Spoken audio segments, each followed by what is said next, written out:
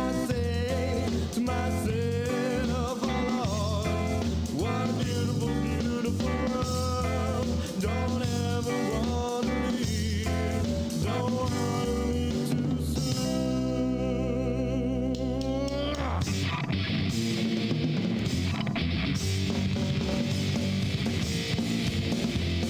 Let's ride our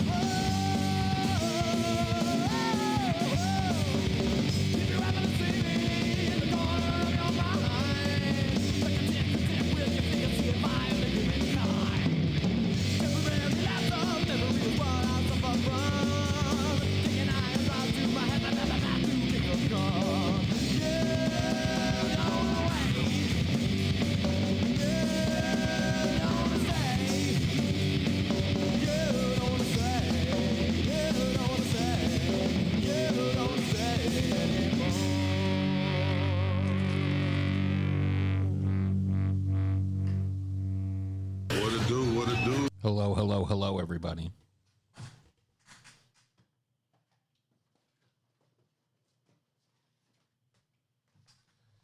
Uh-oh.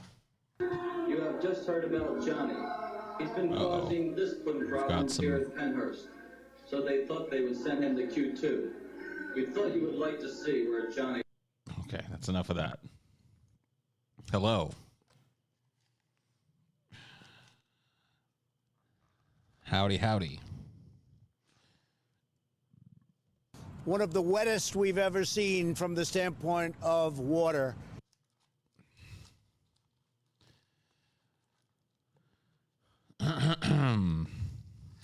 Sorry about that. I'm just opening up some incense. And I can't walk and talk and chew gum at the same time. So all my efforts now are I managed to get everything done other than the incense lighting prior to the stream starting. I'm pretty proud of myself. This incense is called musk, which can be a good or a bad thing. Let's hope it's not like skunk musk. It smells pretty good. It smells like good musk. Like Elon Musk. Okay.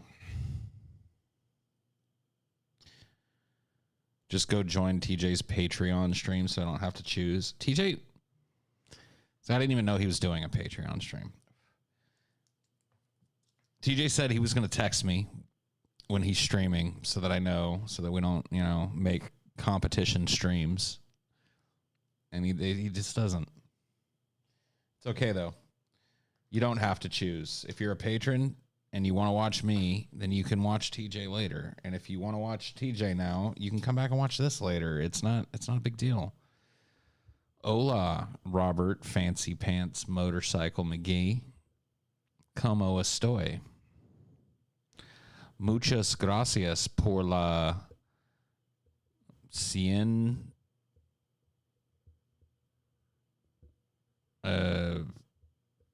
pesos de Argentina.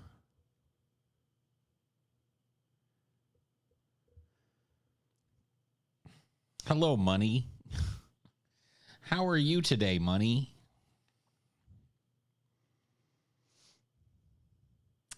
Como estoy?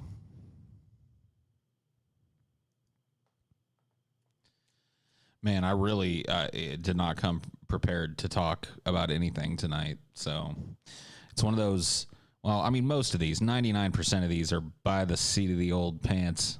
You know what I mean? The seat of the old pants.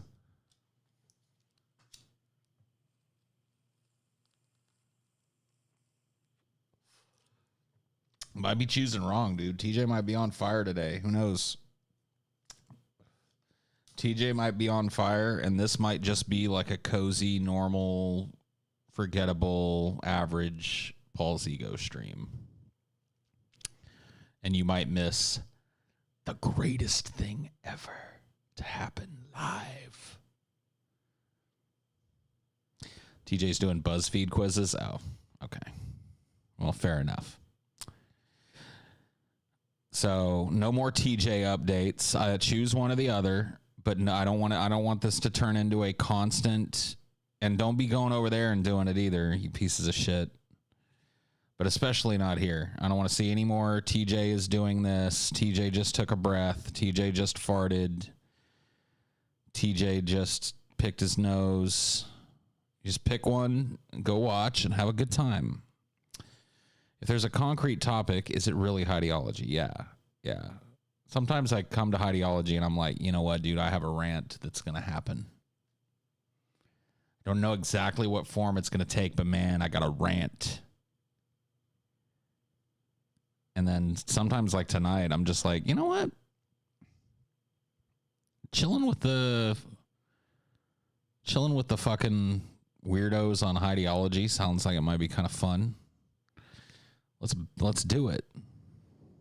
So here we be. What's on my mind? Man, that's a loaded question these days, ain't it? You really want to go down that road? I mean, what's on everybody's mind? The end of the fucking world as we know it.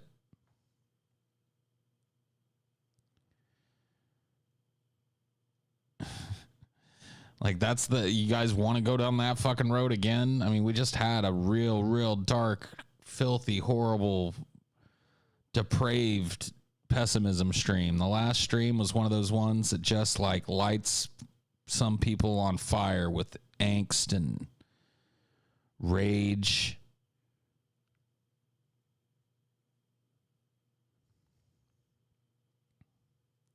You know, do we really need to do 2 of those in a row?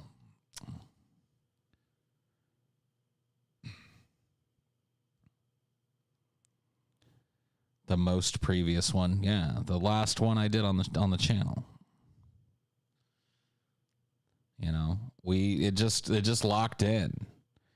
It became pessimism, and it just kind of stayed pessimism all night. And it was basically a stream about how fucked we all are. Now we can do that again. I really don't get tired of doomsaying, but you know, we don't have to do it again, I guess. Is the point I'm trying to make. The end is nigh, indeed. The bill is nigh as well.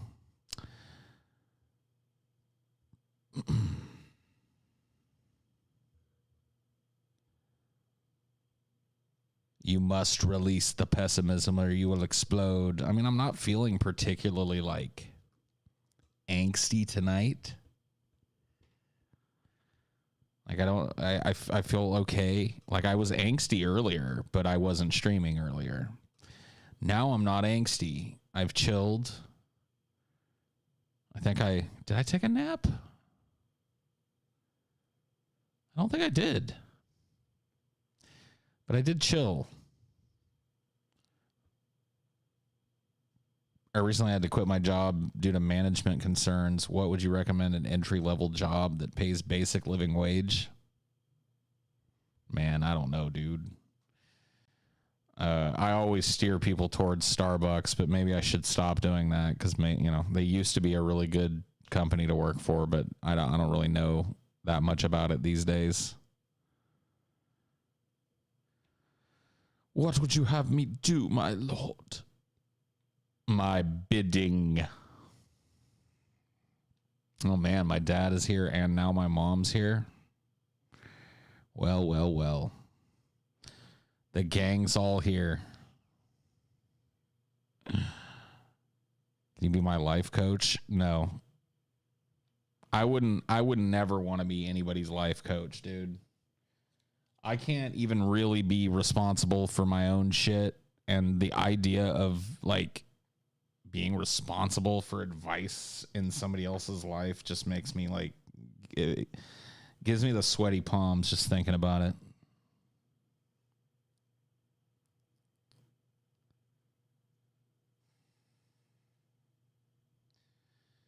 Gives me the sweaty palms. You could try your luck at Target. Yeah, I guess. Play you in Rocket League? No.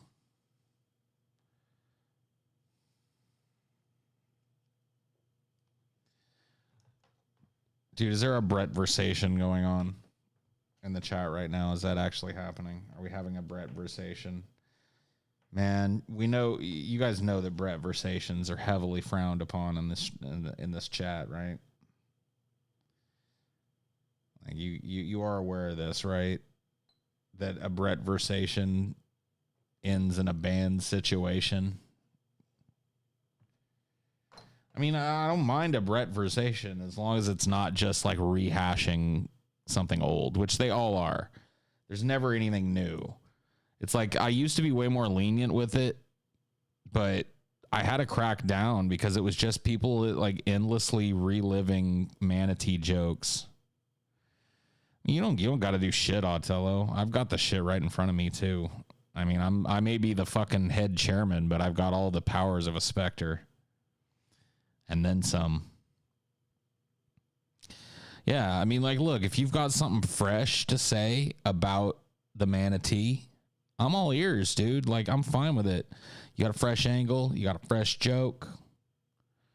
But the thing is, you don't, because, like, we literally milked every bit of tee-hee out of that situation. There's just none to be had anymore, dude. Yeah, my girlfriend was telling me there's an earthquake off the western shore of Alaska, or the southwestern shore of Alaska, and there's like tsunami warnings there now, and possible tsunami warnings, you know, for the Pacific coast, for Japan.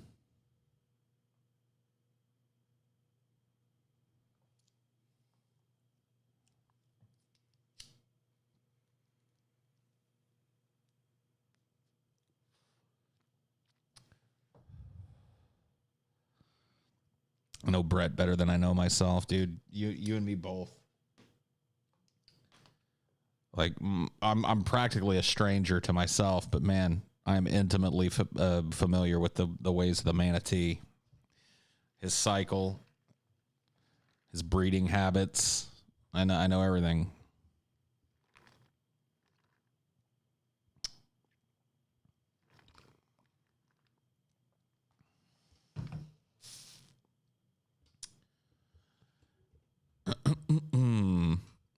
I'm thinking we'll see the big one in our lifetime. The big one, huh?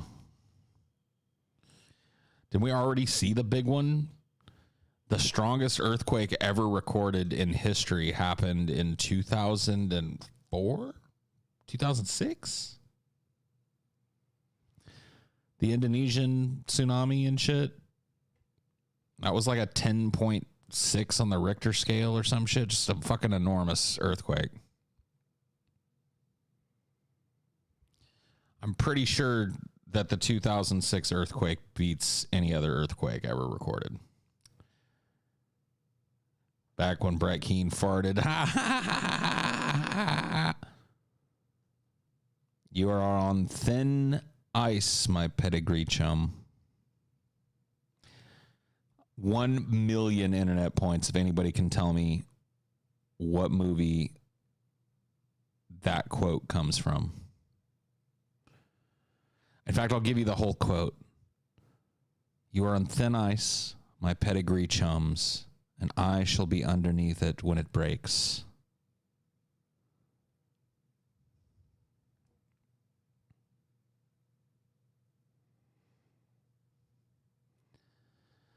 Peter gets 1 million points. That's a tough one, man. That's a tough one. That means you really love the movie. There's a few of you that knew it, but Peter was quick on the fucking draw, dude. Snatch it is, yes. Good old brick top.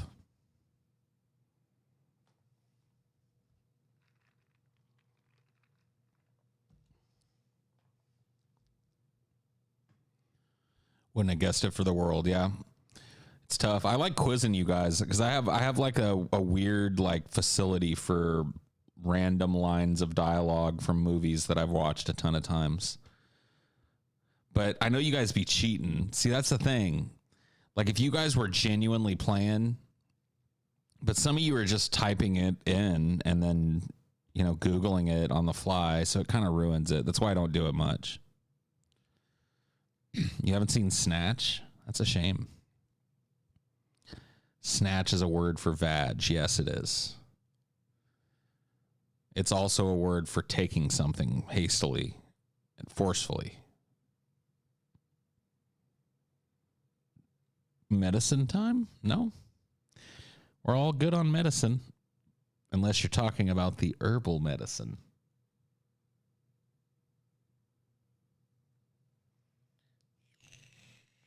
Medication time, gentlemen.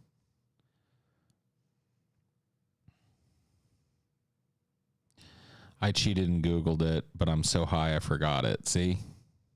You suck.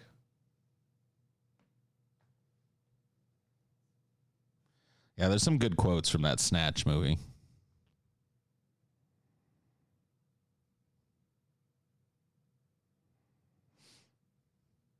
Very quotable film. Want to talk about Kanye's Twitter meltdown? Not really. And here's why. Kanye West is like mentally ill. Kanye West he's very, very ill, and he's untreated. So, it's kind of sad watching him spiral out of control, but at least he's rich. Paul, the most powerful earthquake ever recorded happened in 1960 in Valdivia, Chile. The Indonesian was second. Enjoy another 50 pesos. Okay, fair enough. Consider me corrected.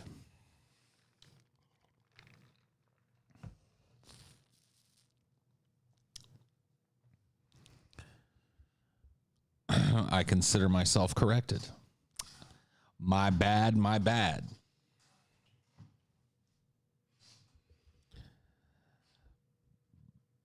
They're right outside the door, man. They're right outside the door, Dad. You're way smarter than that.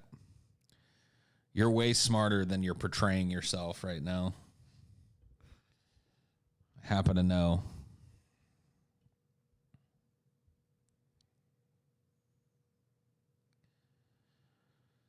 Never watched a Paul stream before. Seems very interactive. It is. That's what ideology is all about. See, I don't come to you with prepared topics. I engage with the chat. Some nights are completely and utterly futile. I impotently rage at the chat, and they impotently rage at me. And some nights we have some pretty fun conversations. That's usually how it works out. You win some, you lose some with ideology, but yeah, you see, the ideology is a radical concept in entertainment. It's the first stream of its kind ever. You are responsible for entertaining me on ideology, not the other way around. 'Tis you who are my entertainment. 'Tis you. Favorite silent film? I like The Golem. That one's real moody. And not super well known in comparison to some of the other silent films that I could have named.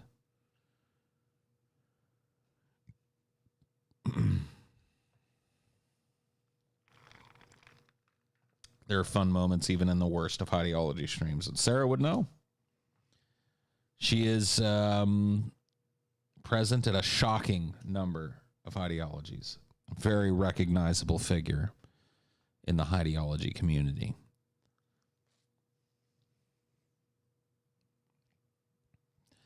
Paul, entertain the fine gentlemen. They donate to you. Be more respectful. Mom, I don't live under your roof anymore. So you don't get to be the boss of me no more, okay? I do what I want. Don't tell me what to do. Funny how whoever comes out of the woodwork to run for president, people are like, OMG, they can turn this election. Whatever is going to happen, just like about anyone has a chance. Well, because it's all just a big fucking wrestling match. It's rigged, and we got to keep the illusion of there being a horse race going on. You know what I mean? So people are like, yeah, whoa, anything could happen, bro. But I'm one of those people that just firmly believes that, the decision has already been made. I don't know who has been picked, but either Trump or Biden has been chosen, and it's their turn, and they're going to go on up. And that's the way it goes.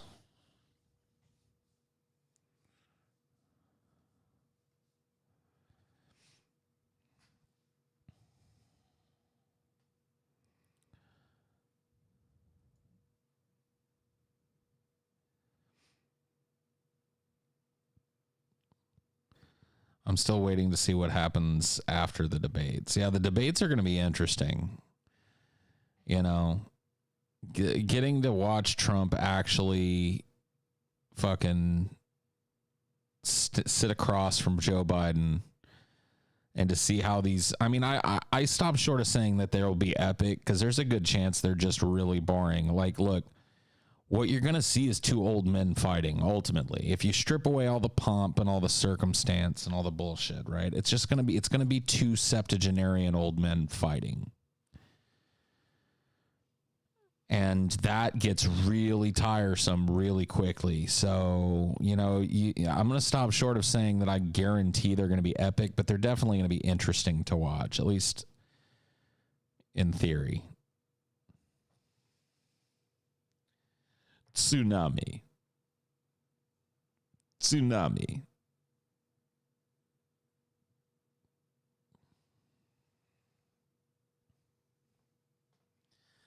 Dude, I'm loving this Paul Sycophant troll. My favorite troll of all time, dude. He just he's the type of troll that'll never get banned because he just washes my balls so good. It's the best kind of troll. I love him. I fucking love him, dude. Paul, I don't think it's rigged, as in they know who's going to win already. Trump is going to try and do whatever voter suppression he can to pull this off. I think somewhere in some fucking remote castle in an unnamed location somewhere on planet Earth, there's a meeting of like 5 dudes, and they know. They're the ones that pull the fucking lever. They're the ones that pull the strings, man. The Bilderbergs. Open your eyes, man. It's time to get woke. It's the Bilderbergs. It's the Rothschilds. It's the Rothschild Bilderbergs.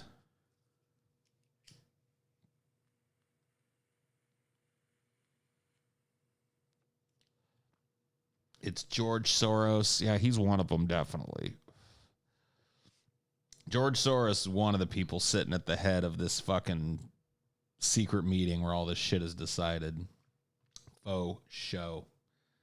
Bezos is there for sure. Probably like Prince Charles, I would guess, because the Queen's a little old to attend, but she probably used to attend the meetings, but now Prince Charles is going. Who else? Because it can't just be a powerful politician. It's got to be somebody that's got like ties to the aristocracy and shit. So Mickey Mouse, yeah, Mickey's definitely on the fucking board of directors for sure. Sarah Palin, yeah. Yeah, Dad, good one.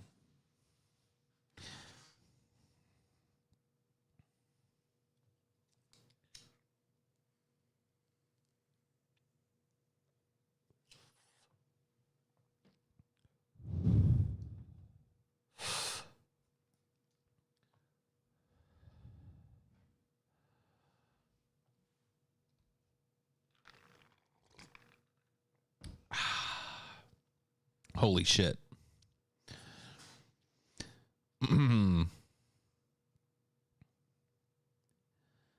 I hope the election is contested and Trump has to be forcibly removed from the White House with 24-hour coverage from multiple angles.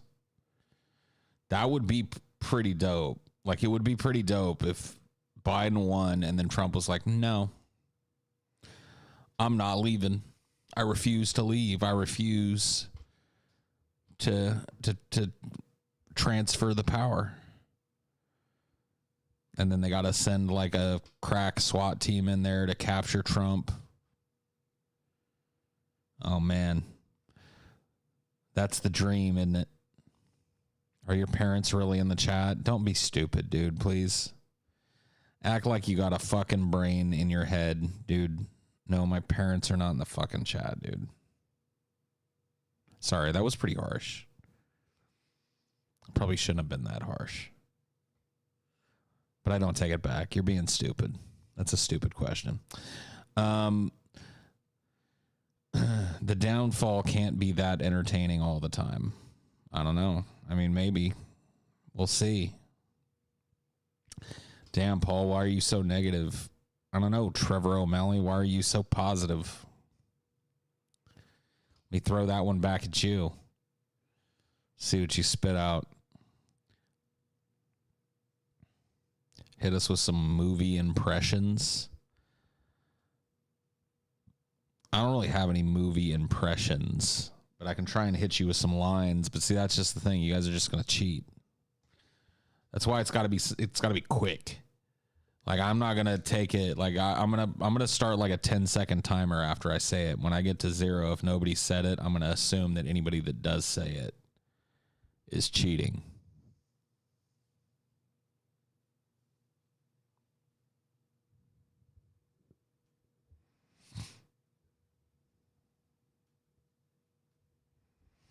I'm trying to think of a good one.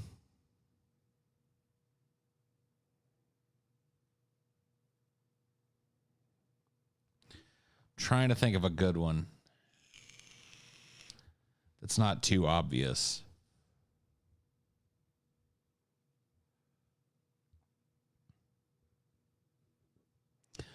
How's this?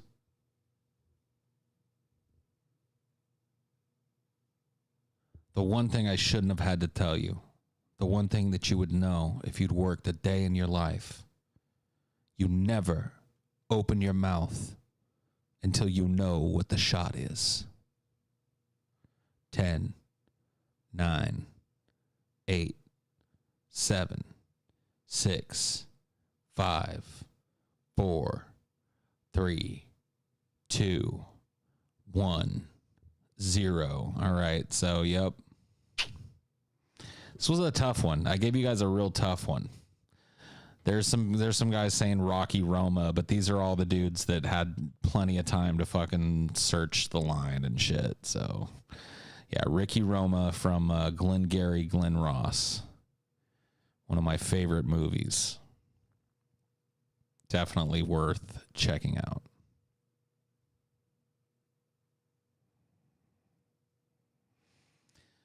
Let's see.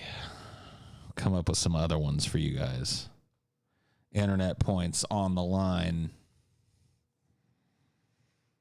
Hey, I didn't get it right, but at least I was first. Yeah, you made the first guess, but that doesn't really count for much.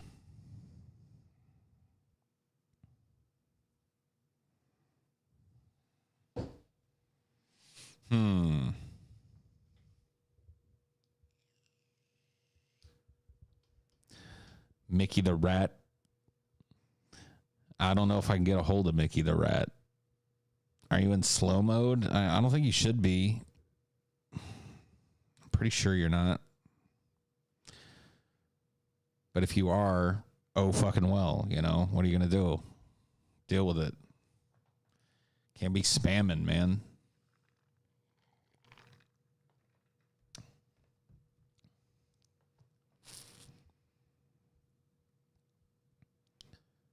Paul, have you ever used your size as a weapon? Size of my what? No, I've never used my size as a weapon.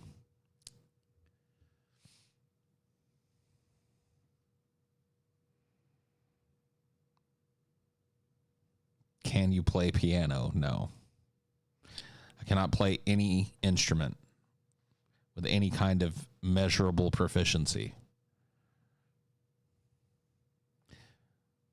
Have you ever used a weapon as a weapon? Only that one time that I had to bust out the nunchucks on it, dude. But we won't talk. I can't talk about that.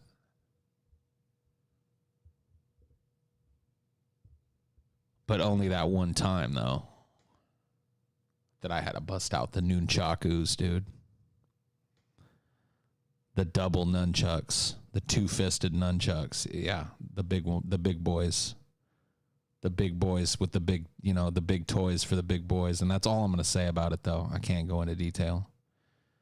You have nothing to say? Well, thank you anyway for the $2.99 and the heart. It's very sweet of you.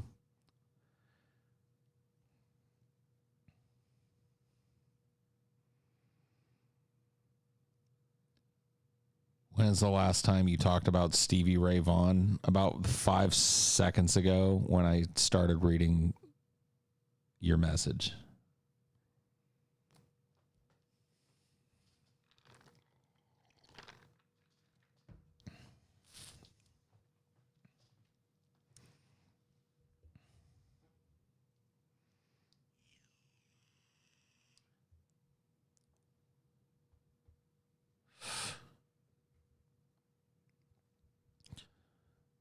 And this chat,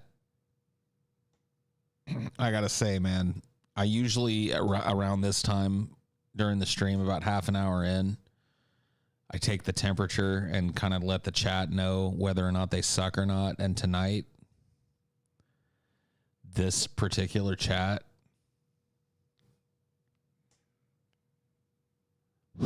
man, it's like a D- chat. It's like it's not like the worst chat ever by a country mile, but man, this chat is dookie.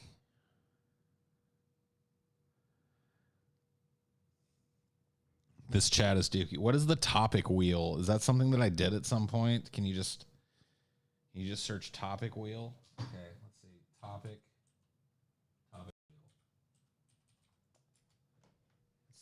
Images for topic wheel.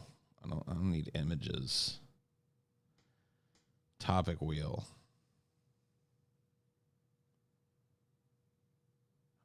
Topic wheel.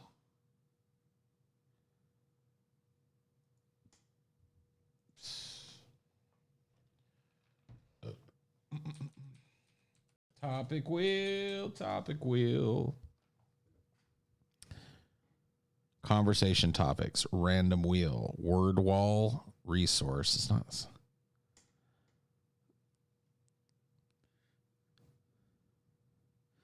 Michael Brooks. I mean, I have really nothing to say. I wasn't real familiar with him. I never watched Majority Report with Sam Cedar, and so I really have gotten, other than it sucks. It sounds like a lot of people liked him a lot, so it sucks that he died.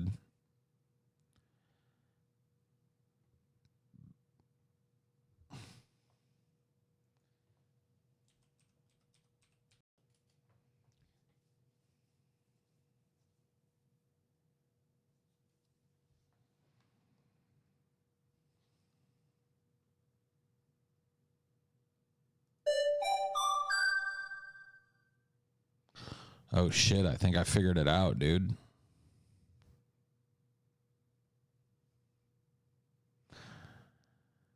I think I've figured it out. Somehow. Some way. Let's see.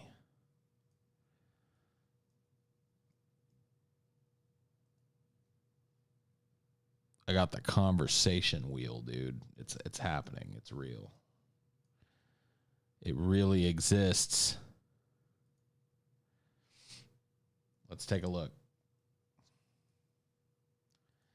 Dun dun dun dun. Bum bum ba. It's the topic wheel. It's the wheel of topics. Dare we spin it? Dare we spin the wheel? Should I do it? Should I spin it?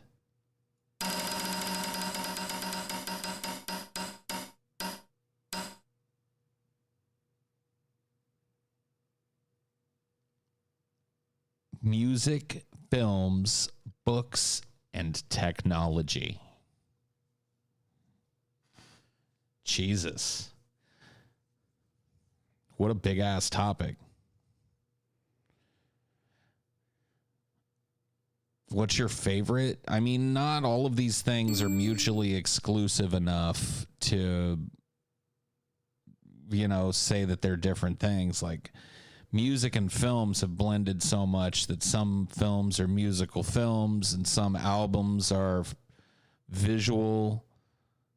Books and technology have also blended and become ebooks and downloadable and readable from any device anywhere in the world. So I don't really think these things are necessarily separate. Technology has changed films and music too. What age could you read well? I started reading, and a lot of people don't believe me when I tell this story, and they think I'm trying to pour hot sauce on it or whatever, but I was gifted with language at a very young age. My mom has an audio tape, an old audio tape of me at like, I think it's 9 months old or 10 months old, singing "Jesus Loves Me, This I Know, for the Bible Tells Me So." And I was reading along with my parents by the time I was about 2. Not necessarily a boy genius, just language gifted. I read It, the novel It, for the first time when I was 8 years old.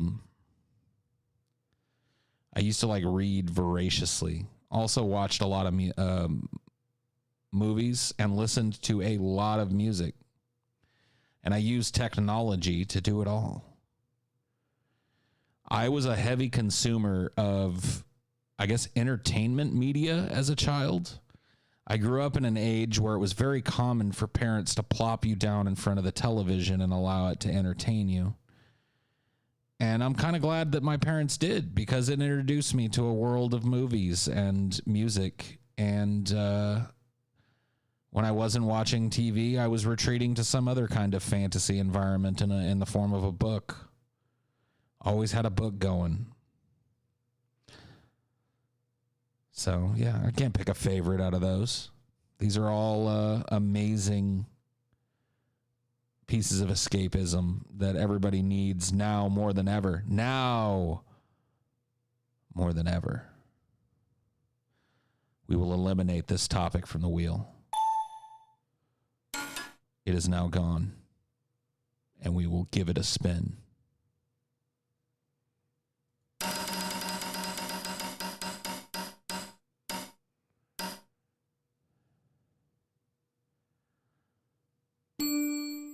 A special person in my life. This one's a little awkward because the person I want to tell you about, I don't want to reveal too much about. But my girlfriend Amelia is a special person in my life. She brought with her a sense of calm and an awesome kitty. And our 1 year anniversary is not that far away. We've been together for almost a year. And I love her very much, and she's very smart, and I like kicking back and watching stupid shows and movies with her. And she's funny, and she's sexy, and she's smart, and oh, what else? Oh, what else?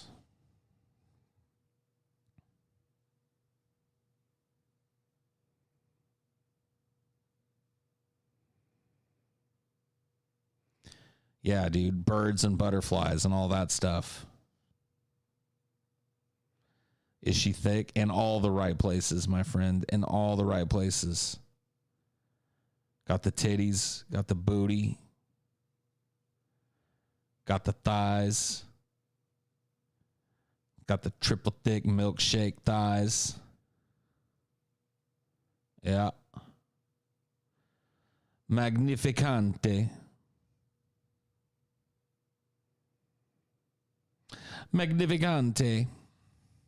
The less you say, the better, dude. I know. That's why I'm just talking in generalities. And that's why, you know, you guys very rarely have seen my girlfriend. Because I learned through very, very hard-won experience not to have public relationships. It doesn't lead good places. Involving parasocial activities in your relationship is almost never a good thing, especially if you're like a semi-public figure. So yeah, there you go. Eliminating that one. It's gone. Shall we spin?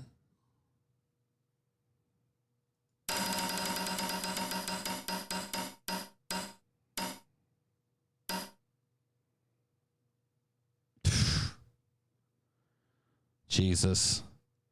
What a fucking topic, man. What a topic to spin. Where do I even start with this one? All right, look, in some ways I'm very lucky. My family is filled to the brim with people who love me. And there's smart people and there's funny people, and I did not have the worst of childhoods, okay? And a lot of that has to do with my family. My mom is the best cook I've ever known. She's like literally the best entertainer. Like when it comes to like not necessarily like making movies, that type of entertainment, but like entertaining a group, like a party of people. Nobody in the world is better at it than my mom. My mom truly missed her calling as like a restaurateur or some shit because she can cook anything, and that's pretty cool.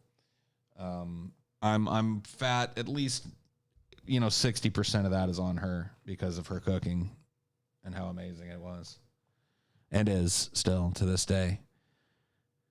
I got a stepdad who, I'm cool with now, which is awesome. When we were, when I was growing up, we weren't as cool, but that's to be expected. It's not like we were uncool. It just, it took us a while to really warm up to each other. And we really didn't warm up to each other until after I was an adult and out of the house and shit. And then, that tension wasn't there. So he's a cool cat.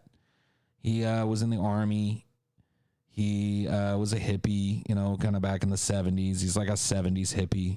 Me and him were talking on the phone the other day about how, I was asking him for advice because I was like, I want some advice from a hippie. And he was like, you're a hippie too. I was like, what? And he goes, yeah. He's like, hippies never die, man. It's like a lot of people think hippies were just in the 60s, but I'm a hippie and I was a hippie in the 70s. And he's like, you're just like the 90s version of a hippie.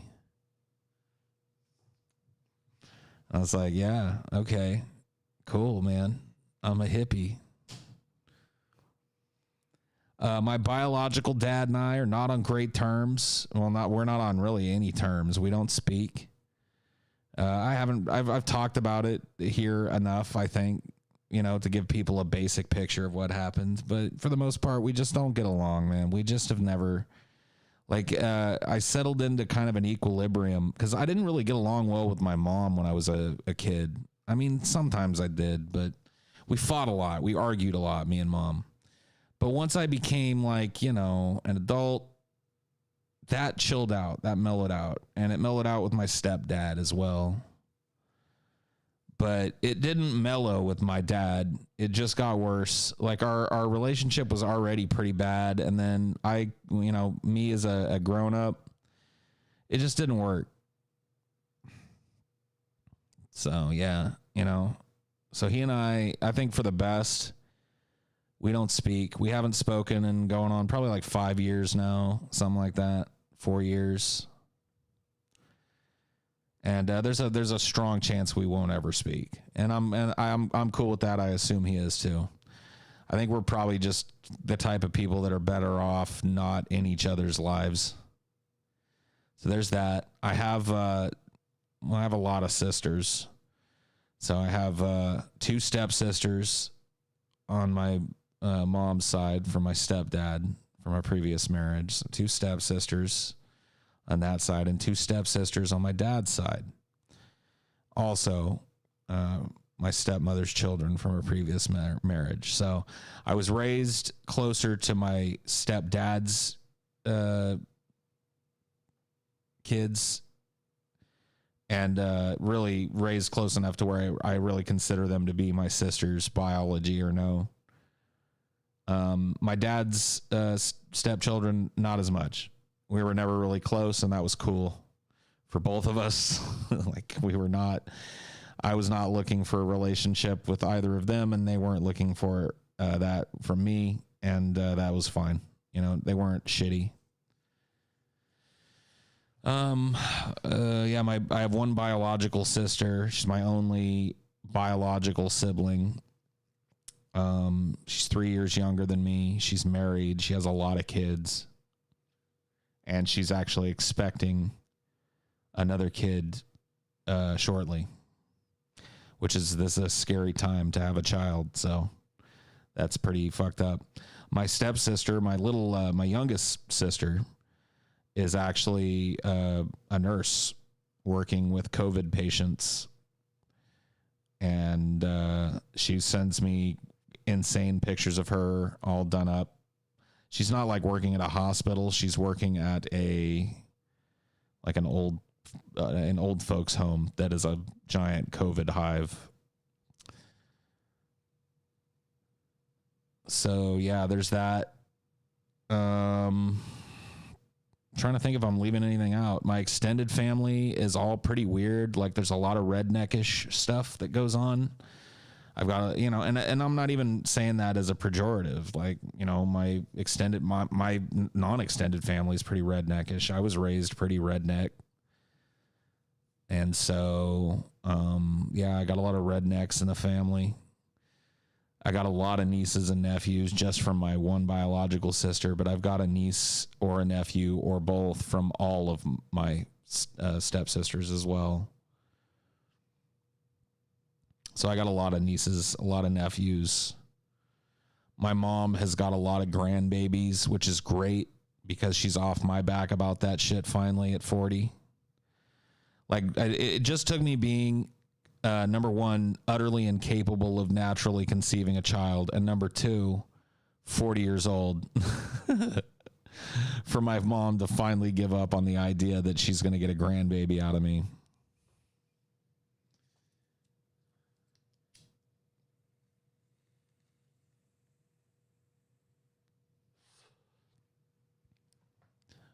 So, yeah, I think that's about it, dude. Rednecks, likable, all of them barbecue really well, pretty much. A lot of good cooks, drinkers. That's my family.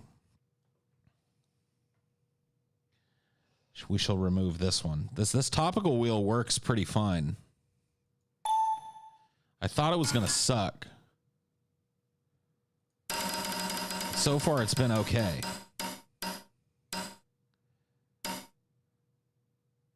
My school.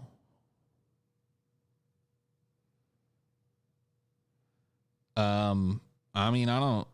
Is this meant for like kids and stuff? Probably, huh? I mean, it works. They're general enough questions. So, did I have any bullies? Yeah, I had some bullies in school.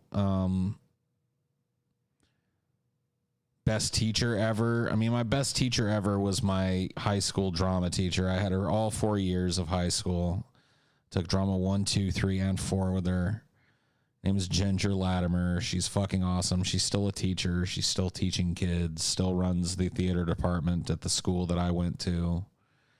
Best teacher ever. Literally saved my life. Literally, like, taught me to do what I do now for a living. Like, put me in a position where I could actually do that. So, pretty cool. Favorite meal for lunch? So, when I was a kid, we used to have a kitchen that made school lunches. But we also had, like, a snack bar thing where you could buy, like, fast food from nearby fast food places. So, you could get, like, a personal pan pizza from Pizza Hut. Now, that was pretty expensive. The inexpensive options were tacos and bean and cheese burritos from Taco Bell. You could get Taco Bell burritos for like 89 cents a pop or something. So that was what most of the kids at my school subsisted on.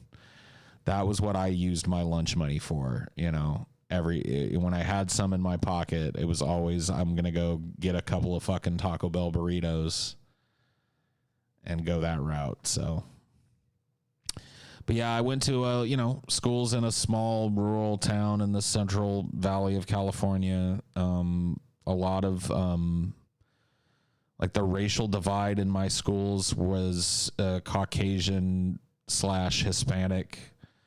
And, it was pretty even from my remembrance in terms of the amount of people that would have fallen under those racial demographics. So there was some natural kind of tension built in amongst the adults. Mostly the kids all played with one another. Usually when it got to high school, things got a little more cliquey, and a lot of the Hispanic kids just chilled with Hispanics. But I traveled in both circles and had friends in both camps or whatever the fuck. So there was a little implicit racism and shit in my town.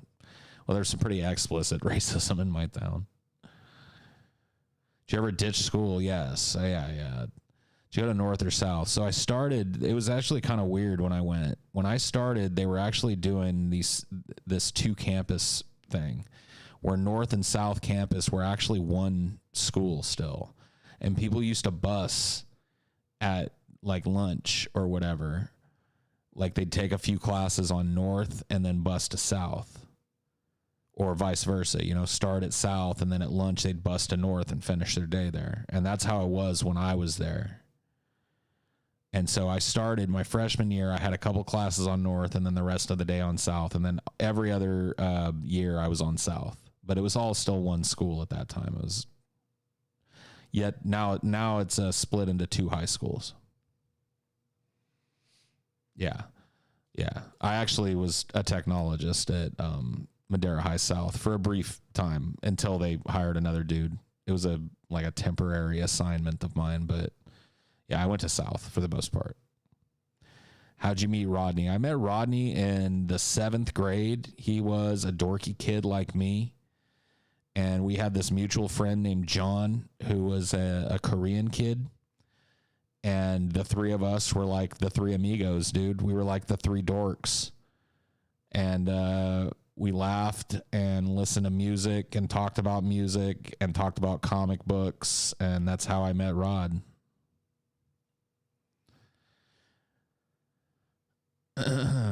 South just looked nicer. I wish I went there. Yeah, South campus, I liked it better than North. But it's, North campus is the old school. Like, that's the school your dad and my dad went to. And South campus is like the newer one. It was built just a few years before I started there. I think it was built in like, I would have started on South campus in 1994. Sounds about right. I think it was built in like 92 or 93. Worst day of school. I told that story not that long ago. You can go look it up. The P Parquet story. I think it's like 3 or 4 streams ago. It's out there. Still talk to Rodney? Unfortunately, no, not in a long time. But I'm sure we'll catch up with each other at some point.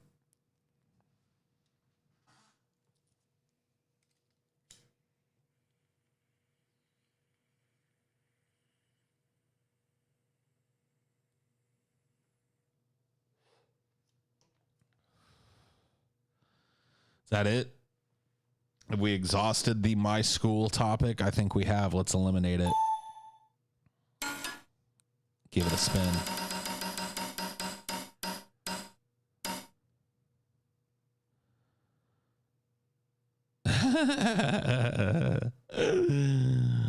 What future plans? My future plans. Let's see.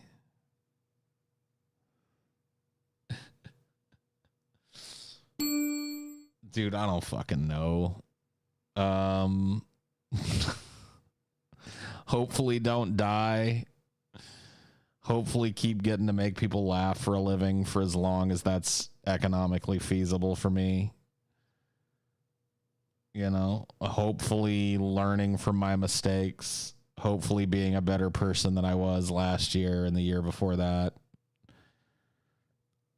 Hopefully at some point retiring to a very modest remote place. Like that's, if I have a retirement plan, that's really it. It's like finding like some place that's really kind of out of the way, not around a lot of people, a lot of open, areas or whatever the fuck, and just kind of going there to be, that's kind of the plan. That's really what calls to me. So that's about as good as I can get with it. I hope to keep doing the show. I hope the show continues to get bigger and better, and hope more people see it. And yeah, those are my future plans. I would definitely move to another country, no doubt about it, but which country, I don't know. Let's eliminate that one. We're starting to whittle it down, man. We're getting down to just a few topics left. My favorite sport and sports personality. My favorite sport. I guess American football. If I had to pick one, I got to be honest with you guys. I'm really not a sporto guy. I'm not Johnny McSport stuff. You know what I mean? I'm not the quarterback of the baseball team or whatever you call it. You know what I mean? No, I grew up doing sports and shit, so I like sports well enough. But I would be lying if I said I was into like modern pro sports, really any of them. I'm not. I'm just not really that into them at this point in my life. There were times in my life where I was way into them. But I pick American football out of the options presented in the little picture here, especially because that's the one I've probably spent the most time watching. Pro wrestling, I mean, yeah, I guess that would be on my list too, be on the short list, but I'd definitely probably go with American football. And if I had to pick a sports personality from American football, the most scintillating moment of football that I ever saw played happened due to a guy named Bo Jackson, who was a running back for the Raiders back in the fucking 80s. And I remember watching him do like a draw, right? Play where the quarterback, he starts behind the quarterback and he runs up and the quarterback hands it and he kind of goes up the gut, hoping that some of his offensive linemen have opened up a gap for him to break away and run. So he runs into the defensive line and there's like a dog pile and you can't even really see him anymore. And the referees are running over to see if he's down. And, you know, everybody, like, I remember looking at it going, man, Bo Jackson's down. Fuck, he didn't get it. And then all of the sudden, it was like a superhero, dude. This motherfucker somehow scrambled his way through those bodies while holding on to the football and just took off and ran in a touchdown. It was the most amazing, like, play that I'd ever seen. Like, I can still remember it like it's fucking yesterday. I remember being so fucking hyped when Bo did that shit. And Bo would do that shit all the time. Bo Jackson was a freak of nature. Shame he got injured, yeah. So I'd probably pick him. If not him, then Muggsy Bogues, who was, I think he was just like a guard on the Charlotte Hornets back in the 90s. He was the shortest dude in basketball. He was like 5'3" or some shit. And that motherfucker would sauce on these big fucking dudes. Muggsy Bogues, like, people just don't even know, dude. Like, there's just not an athlete like him playing basketball right now. That dude was fucking crazy. Muggsy was tiny. And dude would just fucking break ankles, man. He was unstoppable. Spud Webb was another dude that was real short in stature, but I think Muggsy was shorter than Spud. I may be wrong. But yeah, man, definitely a real fucking cool athlete to watch. Outside of that, if I had to pick another one, I mean, I'll keep riffing on sports personalities because, like I said, I'm not a super sports guy, but there are definitely some sports personalities who I really enjoy watching. I'll give you guys another one that you might find a little weird. Back in the day, and I think he still does it, although I've kind of fallen out of the tennis world. I used to love watching Roger Federer play. Roger Federer played like a fucking tennis robot. Like that fucking dude, like if you know anything about tennis, that dude was just absolutely like unassailable. He was just a monster in his prime.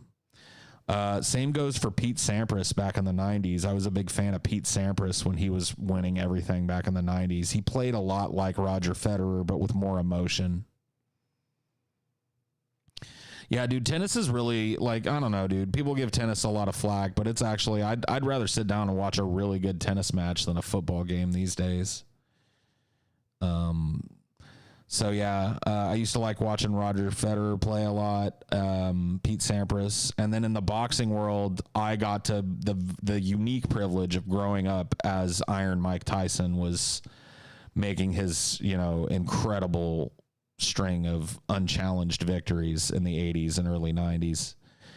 And so I got to see some crazy Mike Tyson fights. And let me tell you, dude, watching that dude, like getting hyped up for a pay-per-view Mike Tyson fight where you didn't know the outcome, and then just watching him come out and like wipe the fucking floor with everybody they threw at him. Oh my goodness gracious, man. Those were some fights. So yeah, I never saw anybody fight like him. Never saw anybody that brutal. I never saw anybody that fucking capable in the ring.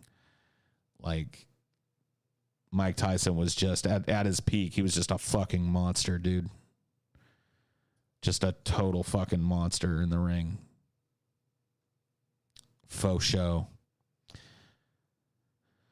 Trying to think if there's anything I'm leaving out here. My favorite baseball team, if anybody cares, which nobody should, is the San Francisco Giants. That's just a legacy thing. I used to really like Will the Thrill Clark back in the 80s and early 90s. He played for the San Francisco Giants.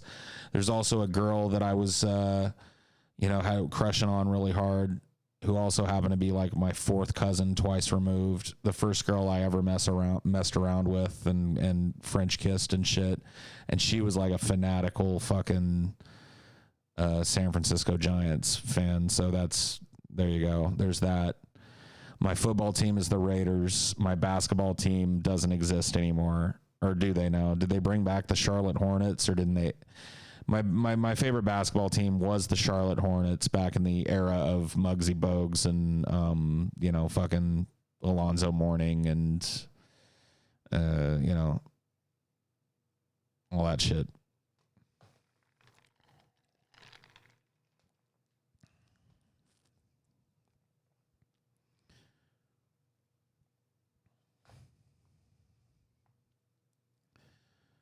All right. I think that's it. I think we got through that one. I can eliminate sports.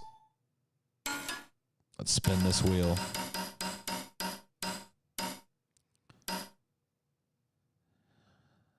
Let me tell you something about my best friend. If I really had to like put all the chips on the table and say, well, who's my best friend? It would be my friend Waylon, who I've been friends with since the second grade. It doesn't get much deeper than that. Dude and I have been friends forever. We don't talk a whole lot. We live half a fucking continent away. But he's that one dude that is just down no matter what. You know what I mean? He's my one guy.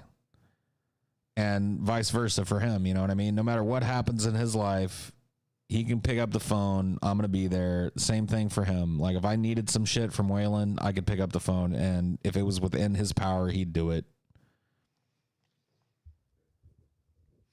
Didn't Waylon used to come on your streams? No, that was Brian. Brian used to come on my streams a lot. Brian and I don't really chill much anymore. We're not really cool. Which sucks. Losing friends sucks, but hey, it is what it is, dude.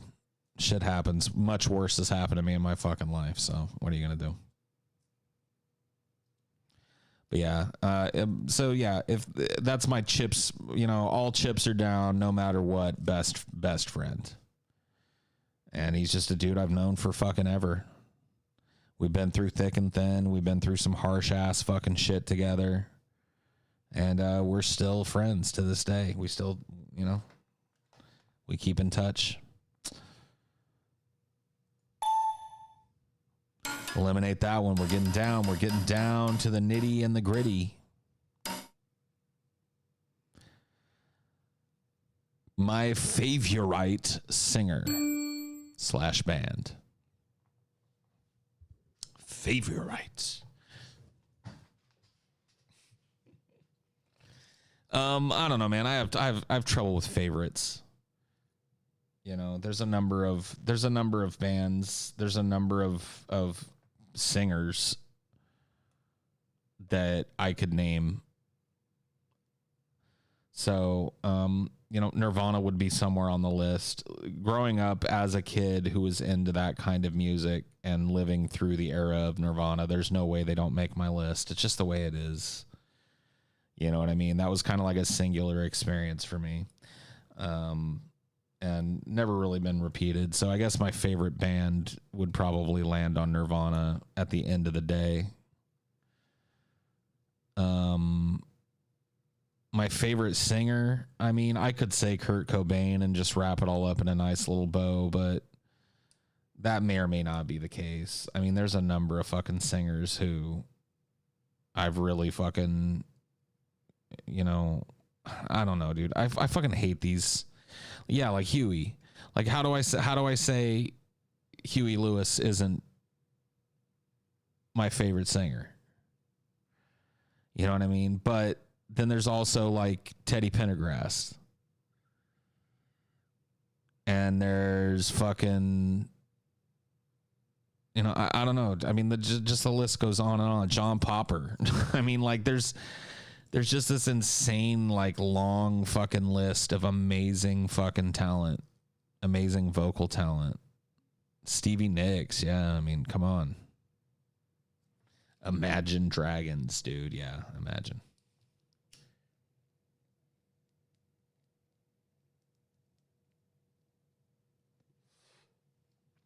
Iggy Pop, sure. I mean, I love music, dude. I know that. I don't know exactly who my favorite fucking band and singer is. I tried to give you guys an idea. I tried to take a stab at it. But you know what I mean?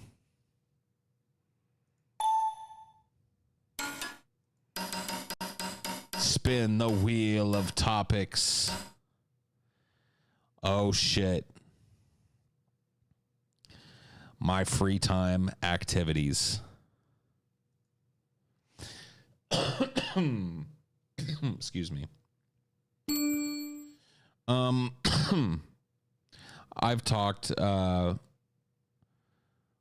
with you guys about this, and a lot of this is one of the things I do in my free time. So in my free time, I sometimes I chill and do some ideologies and shit.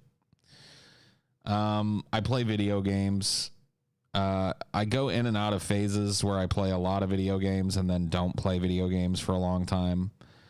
But video games have been a consistent kind of pastime for me since I was very young. I started playing video games at a very young age. My dad was an early adopter of the PC. So in the days before the Nintendo Entertainment System or even the Atari, my dad had a Commodore 64 128. And that's what I played video games on as a kid. I played Defender, type of games. Pac-Man was on there. But, Cave of the Word Wizard was probably my first video game that I can remember playing, really having an impression on me. And it's a scary fucking game, dude. Cave of the Word Wizard is no joke, bro. For the Commodore 64. You can go look it up. It's scary as fuck. So I love video games. I love movies. Another big pastime of mine, watching TV shows and movies. I love the format. I love finding good ones. I love making fun of bad ones. I love finding reasons to love bad ones. I don't know. I just, I enjoy chilling, watching movies. I really like watching movies with at least one other person who likes to discuss movies. It's more fun to have someone to bounce ideas off of as the movie goes along and to talk about the movie afterwards and to kind of do a little personal conversation about a movie. So I really like to spend time with somebody that I care about or somebody whose opinion I value watching movies. Lately, it's been my girlfriend, but I like watching movies with TJ. Back when we lived together, we used to watch movies together a lot, and he was a pretty good movie companion. So people that I'm on the same page with, I like to watch a movie with them. But they got to know, dude. They got to know the balance, because some people don't know the balance. Some people will just talk through the whole fucking goddamn movie. Like I'm all about talking during a movie, like especially if I'm sitting at home. Obviously in the theater, no way. But if you're just chilling at home and shit, and you're watching a movie with somebody, yeah, you can say what the fuck happened or what, or you know, you can make some, you can discuss. There are parts of movies you don't have to pay rapt attention to, but some people don't know where that line is. You know what I mean? And they just want to yak through the fucking movie, and it's like, okay, all right.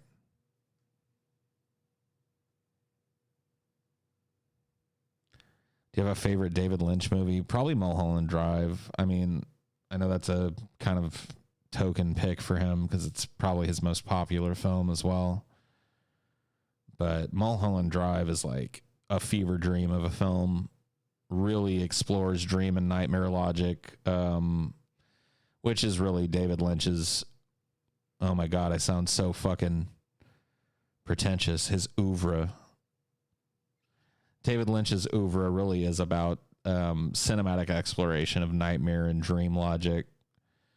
And Mulholland Drive is just like this fucking insanely great example of that. I also really, really like Twin Peaks. My interest in Twin Peaks is recently reignited. Been watching the first 2 seasons with my girlfriend, and then we're going to watch Fire Walk with Me and The Return.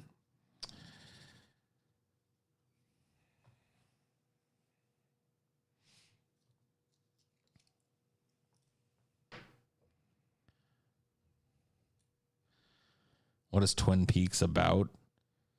I mean, in a very, very broad sense, it's a murder mystery. It's about a murder in a small town and a federal agent trying to solve that murder. But it is a David Lynch property, so things are not as they seem on the face of them in Twin Peaks, and it's, you know, I mean, it's crazy. I don't know how to, I really don't know how to talk about Twin Peaks with somebody that hasn't seen it. It's like, it's one of those things that you can't even really spoil it. It's like, I mean, I guess I could, but you would think I was crazy. It's one of those things you got to kind of go with. Plus, it's really pleasingly structured, kind of like soap opera-ish, which I'm a fan of, actually. I grew up watching soap operas with my mom. You know, there were times where she wrangled the TV away from me and would turn on soap operas, so I had to learn to love them. And while I don't, you know, go back and watch them now, I appreciate the format, and I love kind of the way that David Lynch reconstructs the soap opera format into a, you know, I don't know, a higher budget affair in Twin Peaks. Other free time activities. I don't know, man. I love talking with people. I love having conversations. I like playing with Dianor and snuggling and spending time with Dianor. And I like taking naps. For real. I consider that like a free time activity. And I got to tell you what, dude, I love sleeping. I can never get enough of it. And there are some times where taking a couple hours worth of nap, you know, it feels really good. It's nice. So fuck it. I'm putting that on my list. I like taking naps. Jerks off. I mean, well, obviously, like, look, everybody jerks off.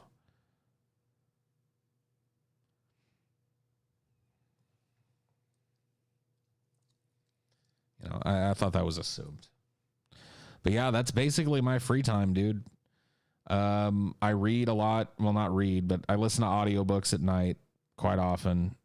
That's kind of the what's replaced reading novels for me. I get through them in audiobook format as I'm falling asleep. Lazy. Oh, I'm sorry. I'm sorry my activity level is not up to your standards. I finished the Dune series relatively recently. I couldn't bring myself to finish up the. I had to fucking stop with the Stand. It just got too eerie, dude. I started reading The Stand like probably about a month before COVID really jumped off. And it was eerie. It just got it got to be too much. Like I was, you know what I mean? The Stand being a book about, you know, a deadly fucking virus that wipes out most of humanity and shit. I'm just like, you know, this is not helping me go to sleep at this point. I've got Stephen King's newest book. I can't remember. If It Bleeds, I think it's called, which I think is a collection of long form novellas or short stories, but in the long form, you know what I mean? So I think there's like 4 longer stories as part of the book. I haven't really given it a shot yet, but I recently picked that up. See what that is about. I only tried the first Brian Herbert Dune sequel, and it just was so, I don't know, it just didn't work for me. So I never really gave it much of a try beyond that. Sorry if this is off topic, but how do you feel about cashless society being brought up lately? Embrace the hand chip or fear the transition? I'm ready for the fucking hand chip. I don't fear any kind of technological transition. It's like, I'm tired of carrying my wallet everywhere. I'm tired of the insinuation that I can be walked up to and robbed and shit. It's like if the chip gets rid of all that shit. You know, you can't like mug somebody for their chip. Like, I guess you could hold a gun to somebody's head and force them to get money out of an ATM or something, but people do that already anyway. Yeah, no, I'm ready for the chip. I'm down with the chip. Give me the chip. Chippity whippity whip. I think that's it for my free time. We're getting down to the last 3 now. Oh boy, what are we gonna? Oh boy, here we go. My favorite topic. My favorite topic of all time. I get to talk about my pets. I get to talk about my best buddy, little Dinosaur, and I get to talk about the meanest, leanest panther that ever prowled the living room, Cricket. Oh boy, are they great. Dinosaur is cute and quirky and really reactive. Both of these guys know like when they're needed in an emotional way, if that makes sense. Like Cricket will show up when I'm feeling really down and just lay next to me and purr away. Dinosaur will show up when I'm feeling really down and be like, come on, Dad, play with me. Let's play some fetch. Or he'll just lay next to me and snore away and just, you know, they're the best. We don't deserve animals. Honestly, like people do not deserve the kind of unconditional love and wonderfulness that animals bring to us, especially these kinds of domesticated animals that have an evolutionary past that kind of puts them as part of our lives. Does Dinosaur still get punked by all the other pets? Nah, man, he and Cricket like have developed this pretty good balance of power. Like, he was pretty prepared to live with a cat. He was very wary of Cricket at first, but Cricket had never lived with another animal, let alone a dog. So Cricket at first was real hissy-pissy. You know what I mean? Like, anytime Dinosaur would come near him, it was like a big show. There's a big display, you know, a big hiss would happen. You know, some fucking half-hearted swipes and shit. But once Cricket kind of figured out that Dinosaur was just a big dumb mop that like ran around the house, they have since developed a cute little like brotherly relationship. They sleep right next to us, kind of in between us sometimes, usually with their butts touching. So heads facing away, but they got to snuggle a little bit so their booties touch. And they like to sleep right in between Amelia and me. They like to get in we call it getting in the trench. They like to make sure that we can't snuggle. Like, we got to snuggle them. So they usually line up booty to booty in the trench. And that's how we sleep. It's pretty cute stuff. Pretty cute stuff. Pretty sweet watching them play with each other. They chase each other around. And Cricket loves to fucking spook Dinor. It's the funniest shit. Like, Dinor will go to get a drink, and I'll see Cricket, like, hide right behind the bar and wait for Dinor to come back from the drink, like, dum, dum, dum, dum, and he'll pounce him, you know, not to actually do any damage, no claws or anything. It's just to spook him. And Dinor will be like, what the fuck? And run halfway across the room, and then Cricket just kind of trots nonchalantly away. And then Dinor trolls Cricket too. He'll chase him off sometimes or bark at him or whine at him when he's chasing his little foil ball around the house.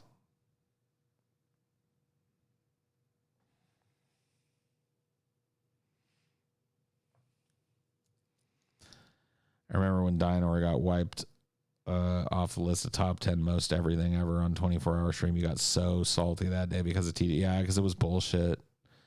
It was just total bullshit. TJ did it to get me salty, but it was mean.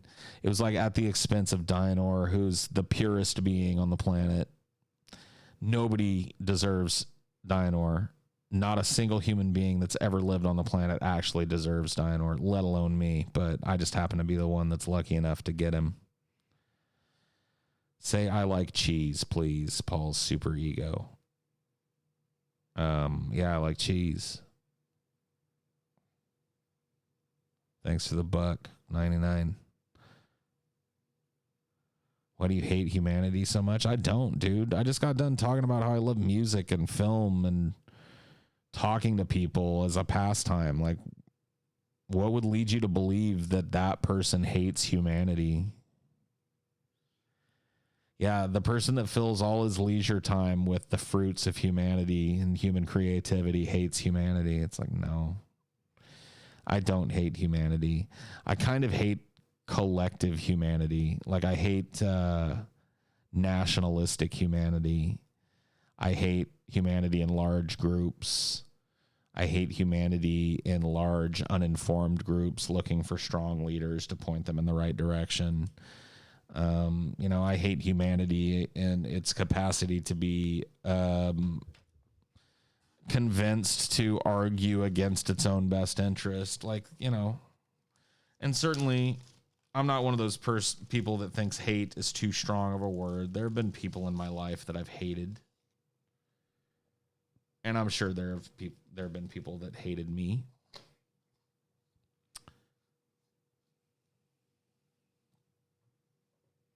But I don't hate humanity.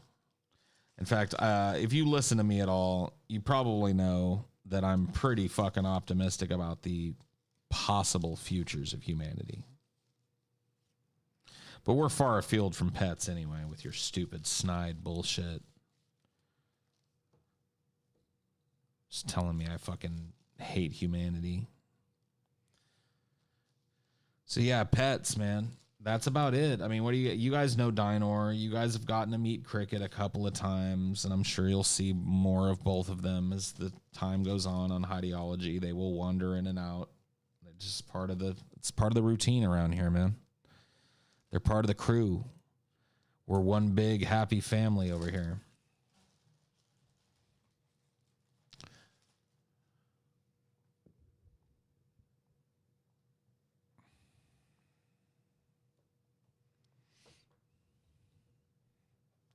Snoop Dogg answers to Dinor. Yeah. Dinor's the godfather of all dogs. All right. Well, that's it for pets. We're down to like three possible topics, I guess, now. My last school/family trip. Man, this really was made for kids, wasn't it? My last school/family trip. Well, my last school trip I can remember. So my last school trip was one of my abortive attempts to go back to school. And I had taken a theater class and was cast in a show that was selected to be played at the Cedar City Shakespeare Festival in Cedar City, Utah.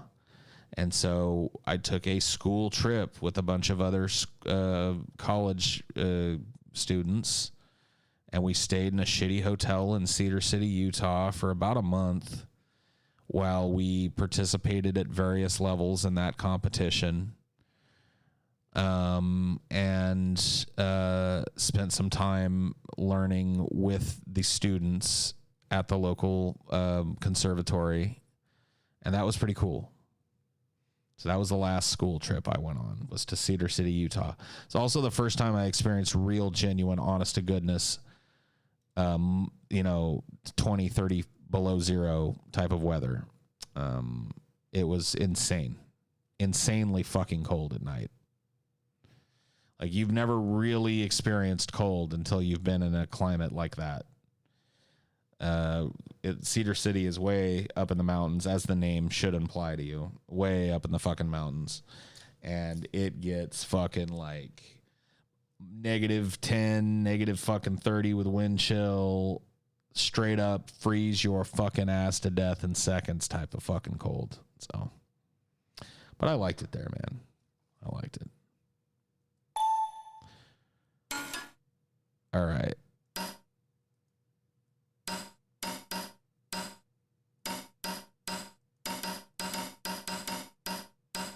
What's left? Honestly, it's all about me.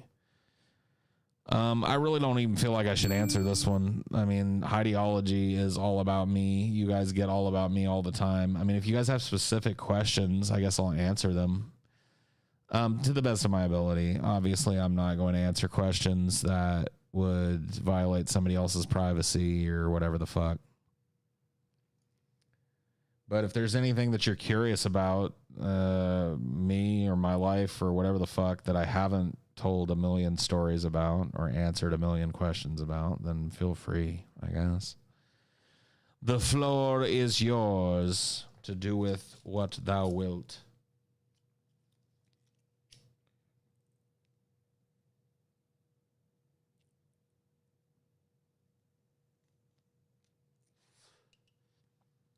What's something that happened or something that someone said that changed how you view the world? So one time my counselor, who was a very important person in my life, I saw him for a number of years, almost 5 years, saved my life. He told me everything is psychology. And he was a guy that I trusted very, very implicitly. He's dead now. I trusted him very implicitly. Every word that came out of his mouth, I treated like sage advice because, like I said, he literally saved my life. He was the only person that knew how to talk to me in the right way to get me to understand my own mental illness and how to combat it. And he told me, and it sounds very simple, everything is psychology, but I really thought about it, and I called him on it on our next session. I said, everything is not psychology. I was like, psychology is important, but you're trying to put psychology in a position that I think elevates it above other things. You know, not everything is psychology. He said, oh. He said, really? He said, well, what isn't psychology? And I said, well, astrology, or astronomy. Sorry, not astrology. Astronomy, right? The study of the heavenly bodies, the study of the stars and the planets and the fucking moons and the elliptical orbits and the star systems and the galaxies and etc., right? And he said, well, what would we be without our psychological ability to interpret those results? And why would we have reached out and looked for those things if not to satisfy some psychological curiosity of ours? And I said, okay, fair enough. What about, and I just started listing shit off, because he had, and every time he had not only a plausible excuse, but he really ended up just explaining to me that we are the sum of our experiences, and our experiences are run through our mind and interpreted and applied psychologically. So there may be facts that exist outside of the human psychological realm that we learn about, but we have no fucking choice but to interpret them psychologically. The environment is not psychology. Yes, but the fact that the environment is in trouble is a psychological issue. I mean, of course, the environment itself only exists as an environment because we are here to psychologically perceive it as such. If a tree falls in the woods and no one is around to hear it, it doesn't matter if it makes a sound. So the environment itself may not be psychology, but the way that we experience and interpret that environment is 100% psychology.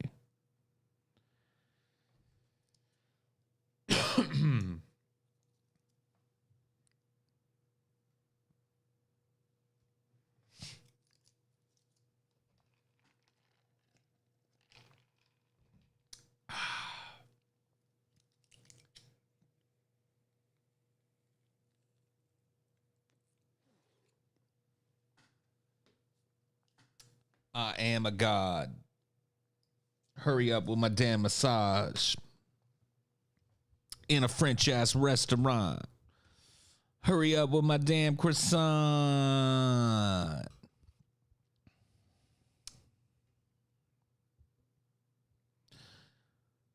Is psychology interpretation? Psychology is the study of the human mind and how it experiences the world. But it's broader than that. Psychology is literally everything. Human beings, every issue that we have. So a lot of you probably spend a lot of your time engaging in this like left versus right kind of political dichotomy that goes on, right? There's a lot of lefties, particularly in my audience. I tend to draw the lefties.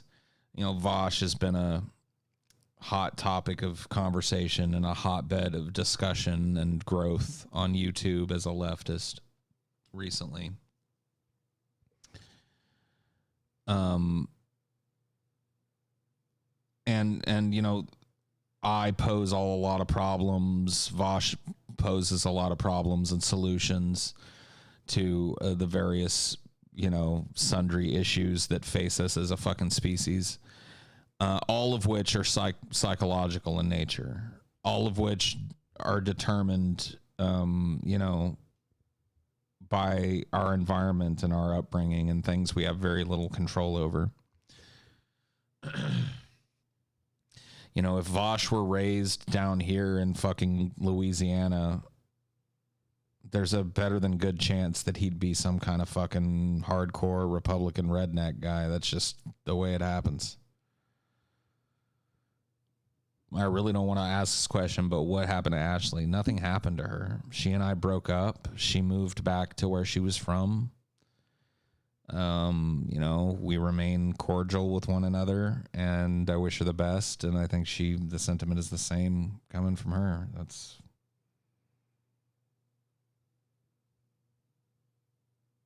I'm not sure. What's the hardest thing you ever had to accept? That I really have no control.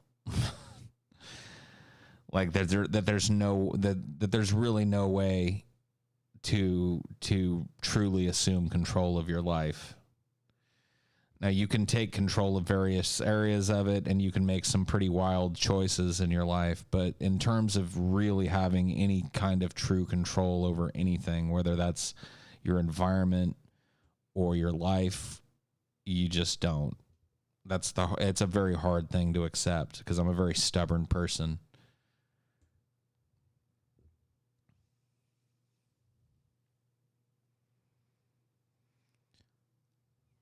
Well, sociology is psychology. I mean, sociology is group psychology, you know, civilizational psychology. It's the understanding of how our particular human psychology works when we're in groups of different kinds.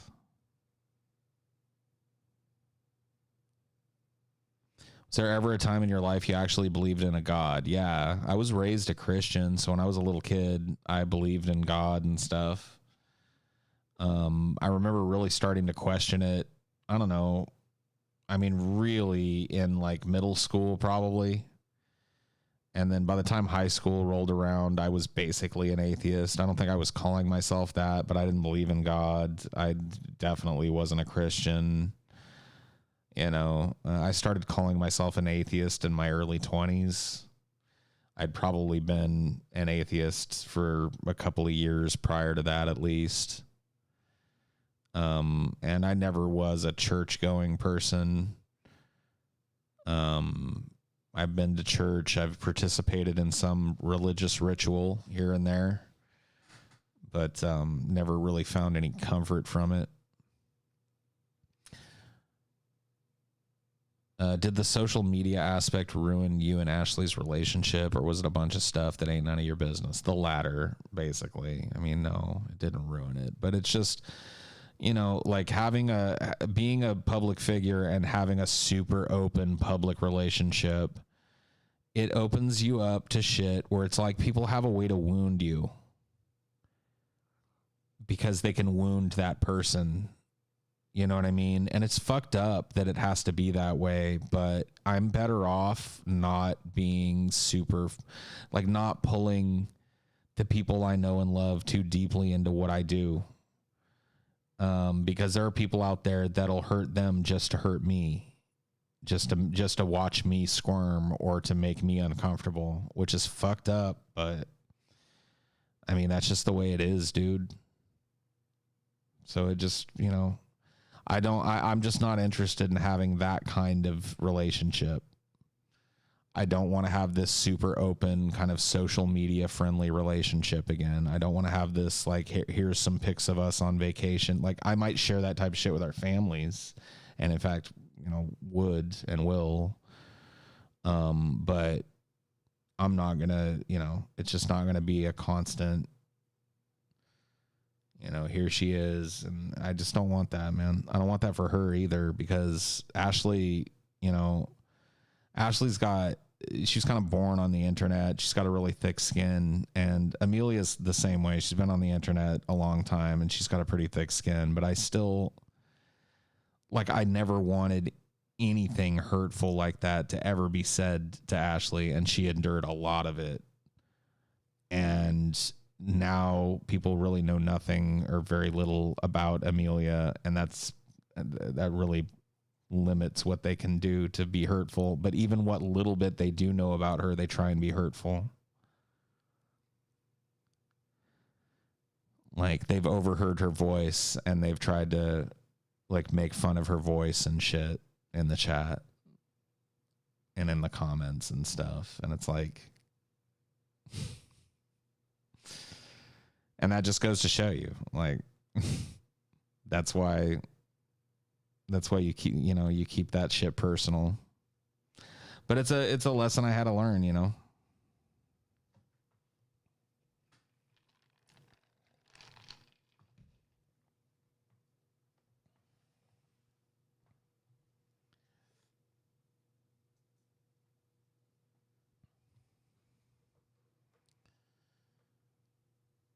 The internet really brings out the worst in people. Some people it does, yeah. I don't think it brings out the worst in all people.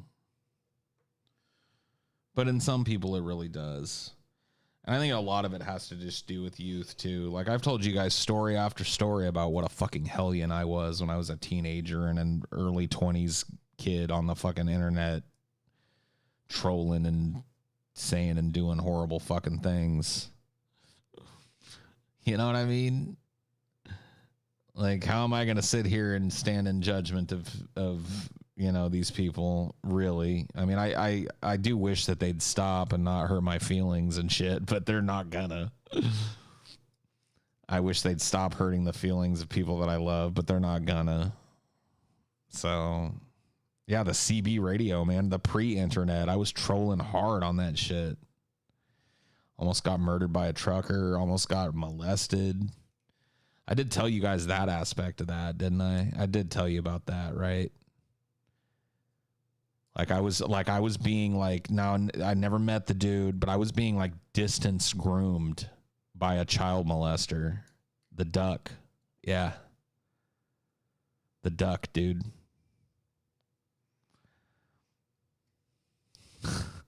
Bend over for the duck, dude.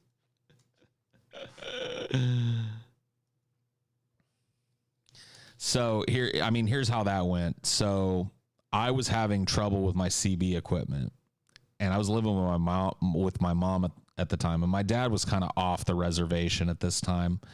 Like, we weren't staying with him because he was pretending to have like a second fucking teenagehood and going out and fucking all the time and staying in a shitty apartment or whatever the fuck he was doing.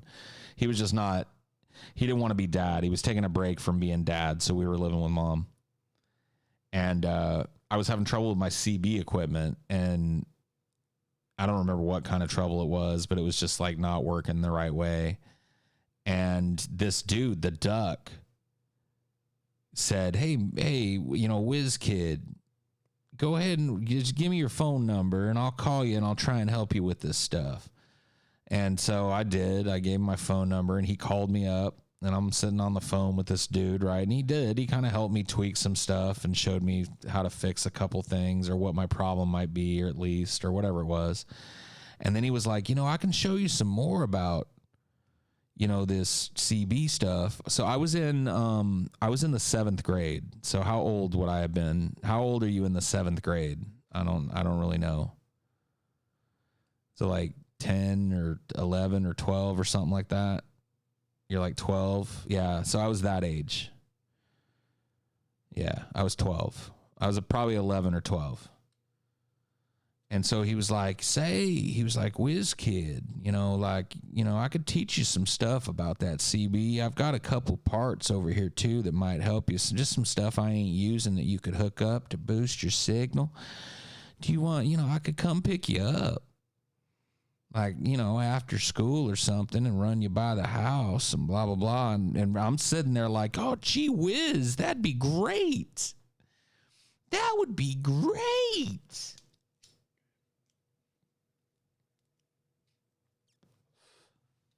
And so like, I was a good kid and I ran it by my mom. Like, he never told me to involve my mom, but I like, hey mom, the duck from the CB? And she was like, yeah, and, I've heard you talk about him. I was like, yeah, he wants to like pick me up after school. He's got some equipment and he wants to show me some stuff and he's going to give me some equipment. So is that cool? And she was like, absolutely fucking not. You're not going anywhere with the fucking duck. And I was like, oh, mom, come on. She was like, no.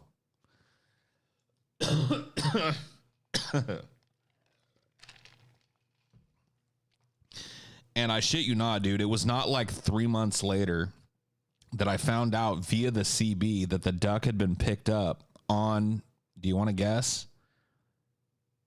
You want to guess what kind of charges he was picked up on? This shit is pretty creepy, dude. Yep. Child molestation. Guess who he molested? His grandkids. Guess what school his grandkids attended? The fucking same school I went to. Guess what age his eldest grandkid was at the time that this happened? He was in my grade. He was in my class.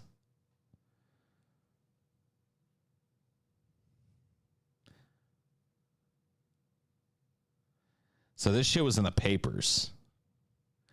And it was just like, the bullet dodge was fucking insane. Fucking crazy insane, dude.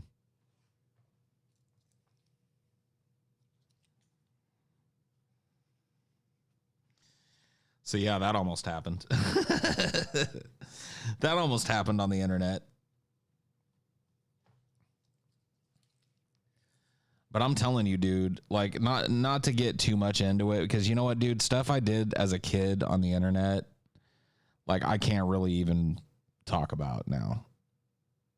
Like, I never sent pictures of myself to anybody or engaged in any of that, but the internet was one big, giant, unpoliced, unregulated chat room when I was this age. When I was 12 in 92, 11 and 91, and had, early dial-up and access to the very, very earliest kind of like segregated chat rooms. Let me just say this, dude. I was a magnet for predators. It was fucking insane how they would find young people. You know what I mean? And like I said, I'm going to leave it at that. Because, you know, I engaged in some shit at a young age that my parents should not. I mean, you know, they had no fucking clue. It truly was the Wild West. It truly was. How much do we have to super chat to get those stories? Those stories aren't going to be told. There's just no need.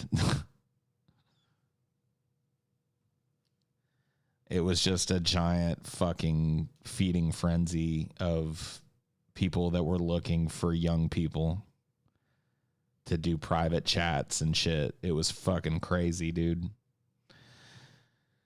Crazy, crazy, crazy, crazy.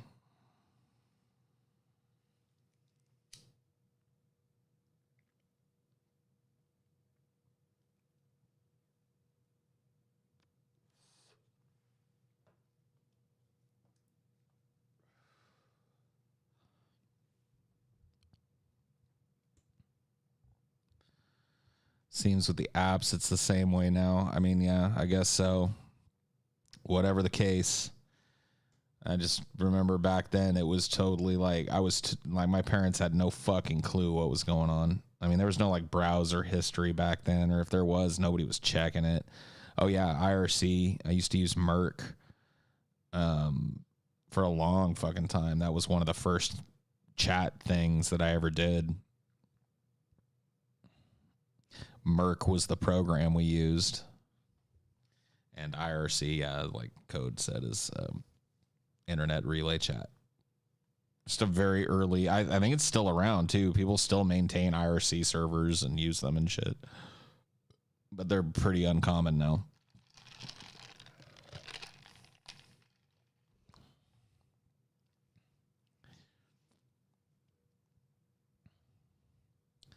IRC chat from the old AOL CD, yeah.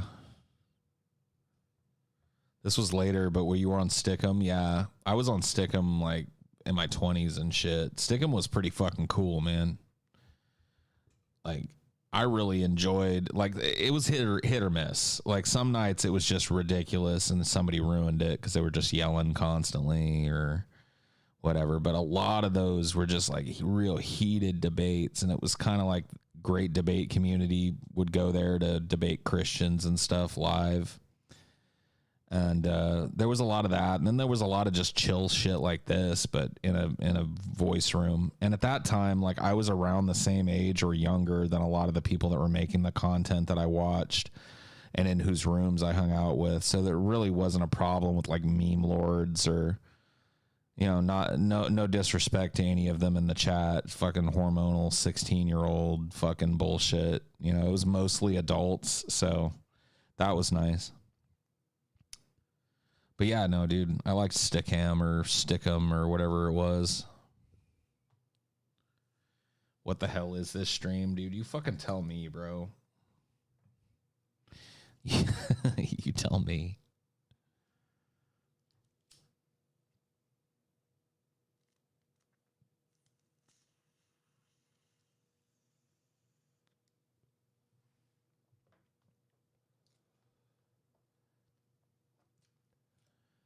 Stickham was awesome.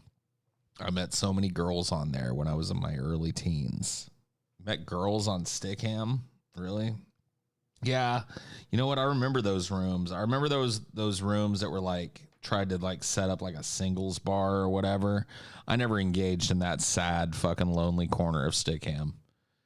The like, hey, come meet single ladies, Stickham, and then you'd go in there and it'd be like 18 dudes and one chick. You know what I mean? That was not cool. No, man, that part of Stickham was not cool. I like going in like the debate rooms and the fight rooms. They used to have fight rooms on Stickham that were all about like, don't even come in here unless you're ready to fucking get swung on verbally. Like, you better come in with your fists up because it's all about fighting. Yeah, that was fun. I used to go lurk in those sometimes.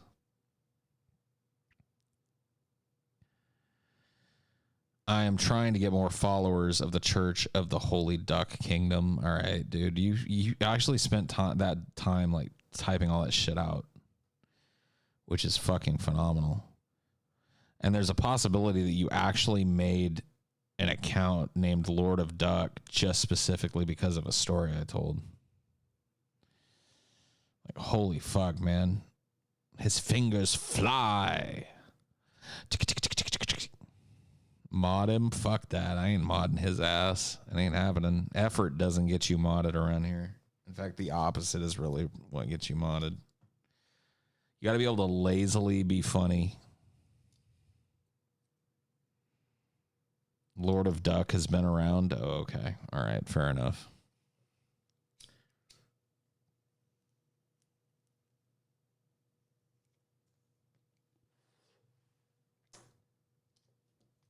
The duck, dude.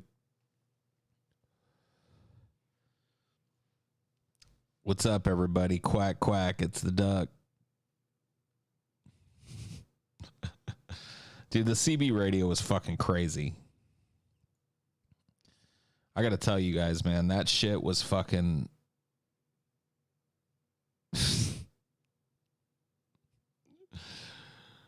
Holy shit, man.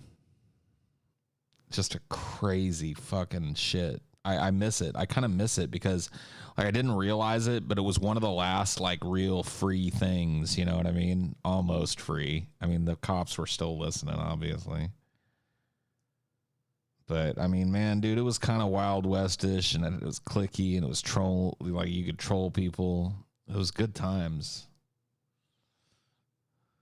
Like it was real good times. And I managed to dodge getting finger banged, you know. I didn't get ducked. The duck didn't get me. Thank goodness my mom loved me and took care of me and didn't let me go riding around with the duck. But yeah, eventually the cops fucking took me out of the game, bro. The cops took me right out of the game. They had a dude from the FCC. They had an agent.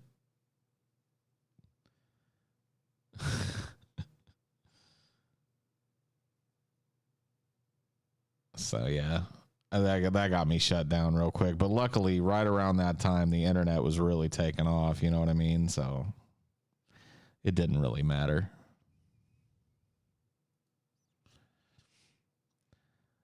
Bored we may be in the wee hours of the morn. Bored may we all be together, however. Sure, bro. Whatever you say, dog.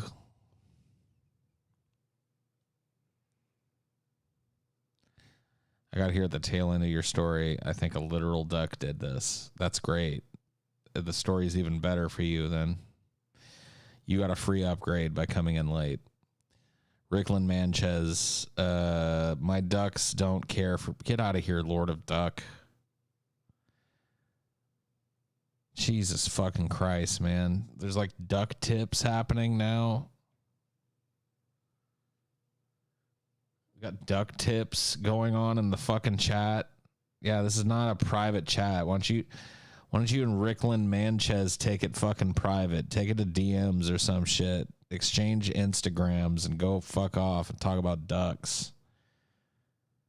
Ain't nobody fucking... Yeah, the duck theme has gone too far, dude. It's starting to get like Vadim Newquisty, you know what I mean? It's starting to get a little Newquisty. You know, it's like the cat. Hello, Shadowmine. What's going on there, Shadowmine? It's me, Cece, the Lord's chosen cat. Paul, are you still trying to get more followers on Instagram than TJ? I don't really care. I don't even look at Instagram anymore, TBH. This isn't an Applebee's. What? Yeah, it is. Who told you this isn't an Applebee's? This is totally a fucking Applebee's. This is like the epitome of an Applebee's. Like we're having a total Applebee's conversation right now. This is Applebee's level commentary. I should rename this don't watch unless you routinely go to Applebee's. Because basically this is the type of shit that you overhear at Applebee's. These types of conversations that we've been having here tonight are the types of shit that you really do overhear at Applebee's.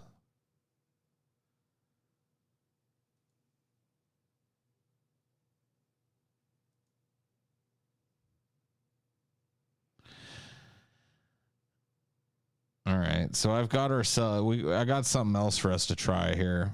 You got malaria at an Applebee's? Damn. So I got this thing. Now, who knows what kind of fucking scam this will probably turn out to be. This is a random conversation generator or conversation starter generator. What is the first thing that you think of in the morning is coming from this? Usually how bad it's going to hurt to get out of bed. That sounds sad, but I have my back fucking sucks. I'm fat. And usually the first real cohesive thought that I have in the morning is like, dude, I got to get up, but fuck, it's going to suck. What's your favorite childhood memory? My favorite. See, I hate these fucking favorite questions, so I might just skip this one. Yeah, I'm going to. That's just too. I don't have a favorite childhood memory. What's the last thing you do before you go to sleep? Usually, like, find something on my phone to fall asleep to and cuddle up with either Dinor or Amelia or both. And drift off into dreamy dreamland. Do you follow your heart or your head? I probably follow my heart more than my head, but in the colloquial term, of course, everybody follows their head and not their heart. My heart doesn't actually, but we're talking emotionally speaking. This question should be worded: Are you a logical or emotional person? My answer to the question would be I am mostly an emotional person. I'm capable of logic and I understand logic, but I tend to attack things from an emotional angle. And I don't think that's necessarily bad. A lot of times it's painted as bad, but I don't think it's bad necessarily. What's your favorite condiment? Mustard, yellow mustard. And I don't even want to talk about it. Yellow mustard is the best, is the king of condiments. And anybody who says any different is a lying sack of shit. Now, I like me some ketchup, don't get me wrong, but mustard is king. How would your friends describe you? Fat, cynical, stupid, probably, because my friends are assholes. Something like that. I mean, one of my friends made up a rhyme. Paul is fat, Paul is dumb, Paul is filled with rhino cum. So there you go. That's how my friends describe me. What's your breakfast food? I don't have a breakfast food, but I make some pretty killer scramby eggs. I like really crispy bacon too. So maybe bacon and eggs. Like a good simple bacon eggs. Bacon and scramby eggs or over medium eggs, you know what I mean? I used to like omelets, but I can't really fuck with omelets much anymore, to be honest with you. What is something that makes you smile? Watching cricket or Dinor, really, but like cricket today was chilling in here on this big bean bag that I've got off in this office. And he was just so fucking happy. He was just sitting there like, man, I'm so fucking comfy. And I was just grinning. I was like, man, dude, I'm so envious. Have you read anything good or recently? Yeah, we talked about that earlier. If you could invent a holiday, what would it be? I don't like holidays, so I would actually uninvent a few fucking surreptitious holidays if I had the chance. bah humbug and the Grinch and blah blah blah. I know what a piece of shit I am, but I really have come to like not like holidays all that much because it's really just like an excuse to get people to spend a bunch of money. Like, it's this holiday, it's time to have another fucking big cookout. It's this holiday, it's time to have another big family dinner. Time to spend a bunch of fucking money on video games. Time to fucking blah, blah, blah, blah. It's Black Friday. It's sales day. It just started, I like Thanksgiving. I like Christmas. I think those should be the two fucking holidays, okay? The rest of them, get rid of them. I'm sorry. Get rid of the rest. The rest of them suck. We don't need them.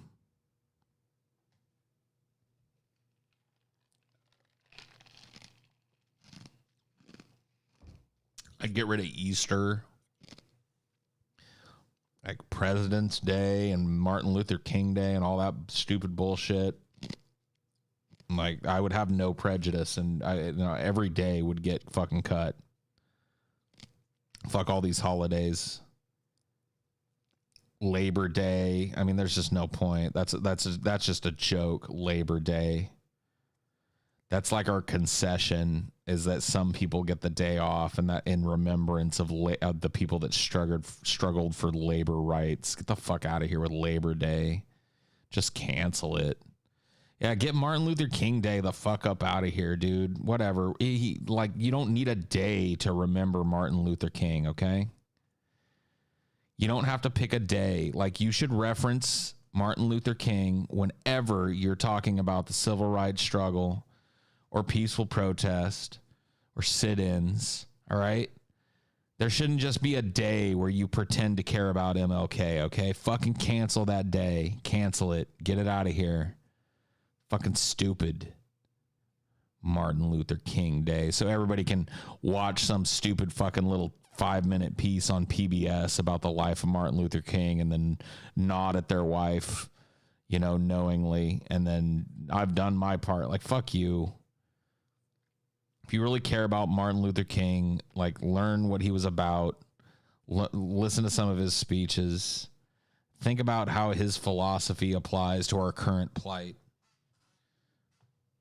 Think about how far he pushed the cause of civil rights. Think about how he did it. Veterans Day. Yeah, you know what? Fucking cancel that too.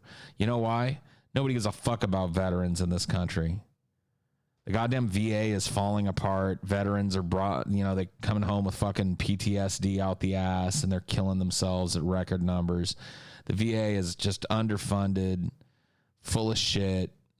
So fuck Veterans Day. Fuck this like fake ass pretending. It's the same shit as MLK Day, dude. It's like the day that everybody fake ass pretends that they're actually fucking grateful to the people that fucking served them or that went over and fucking fought for their freedom or whatever. It's just a bunch of hokum and bullshit. Nobody fucking cares. And having a day for it just feels like hypocrisy in this fucking country. Look, every day should be fucking Veterans Day. Anybody that had their fucking legs blown off due to some stupid corporate fucking proxy war with Russia should have every day should be their fucking day, in my opinion.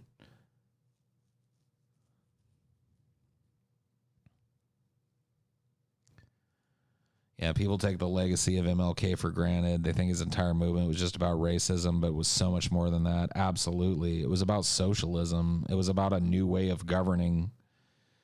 He was way progressive, and people don't know that. Most people just know, I have a dream, and he went on a march, didn't he? And then he was shot. Now, that's probably the extent of what most people know about MLK. And I'm not claiming to be some fucking MLK historian. I just hate the fucking jingoistic nature of giving him a fucking holiday.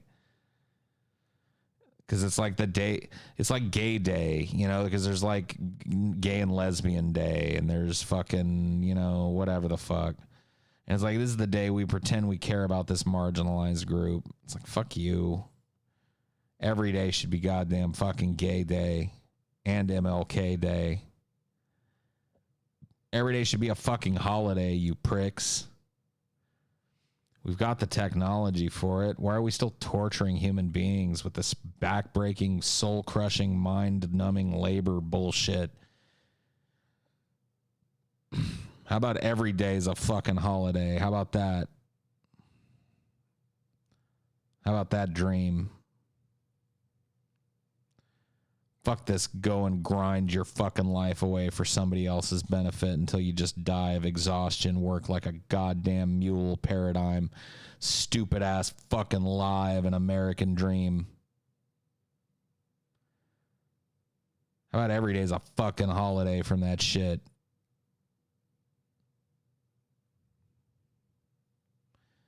You just make do with goddamn Thanksgiving because it's a good excuse to fucking get together with your family, and Christmas because it's a good excuse to buy gifts for your fucking family. And that's it. The rest of these hypocritical fucking holidays out of my face. Man, that one bore a lot of fruit. What is your biggest fear? I think I share my biggest fear with a lot of people. I fear being useless to everybody around me.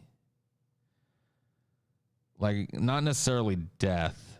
I mean, yeah, I fear death too, but it's not my biggest fear. My biggest fear is being reduced to somebody who can't take care of themselves and becoming like just like a total burden on everybody.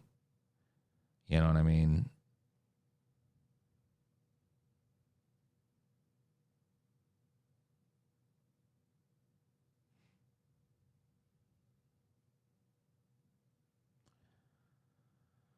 The cold told us what your biggest fear was like 4 years ago. The cold? Oh. You're memeing about DP shit?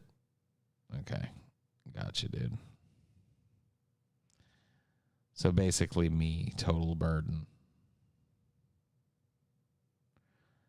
Death is the only thing that is absolutely frightening. There is no solution to death. I mean, yeah, but why is it frightening? Death is the end of care, the end of worry, the end of suffering.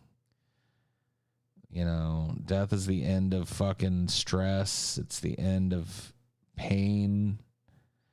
It's the end of heartbreak. It's the end of guilt.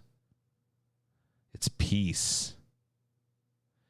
Yeah, I mean, it's also the end of beautiful relationships and the end of laughter and the end of joy and the end of everything. But it's the end of everything, man. It's placid. It's total, utter placidity. It's just absolutely lukewarm non-existence is what death is. And a lot of people suffer a lot. And for them, death is probably a sweet release. There really isn't a whole lot to fear in death. I still fear it. I think everybody does, but what's your favorite thing about winter? How fucking cold it is. Duh. Man, I'm a big fat fuck. I don't like sweating. I don't like being sweaty. So in the fucking winter, I can wear big baggy hoodies everywhere, and it's cool. All right, we're starting to get repeats now. I think we've done enough. What did we do tonight? What have we created? I find myself asking this question at the end of many a ideology. What is it that we have done? What have we done tonight together? What have we made? We've made something. We've made a thing. That's for sure. It was real and it was fun. But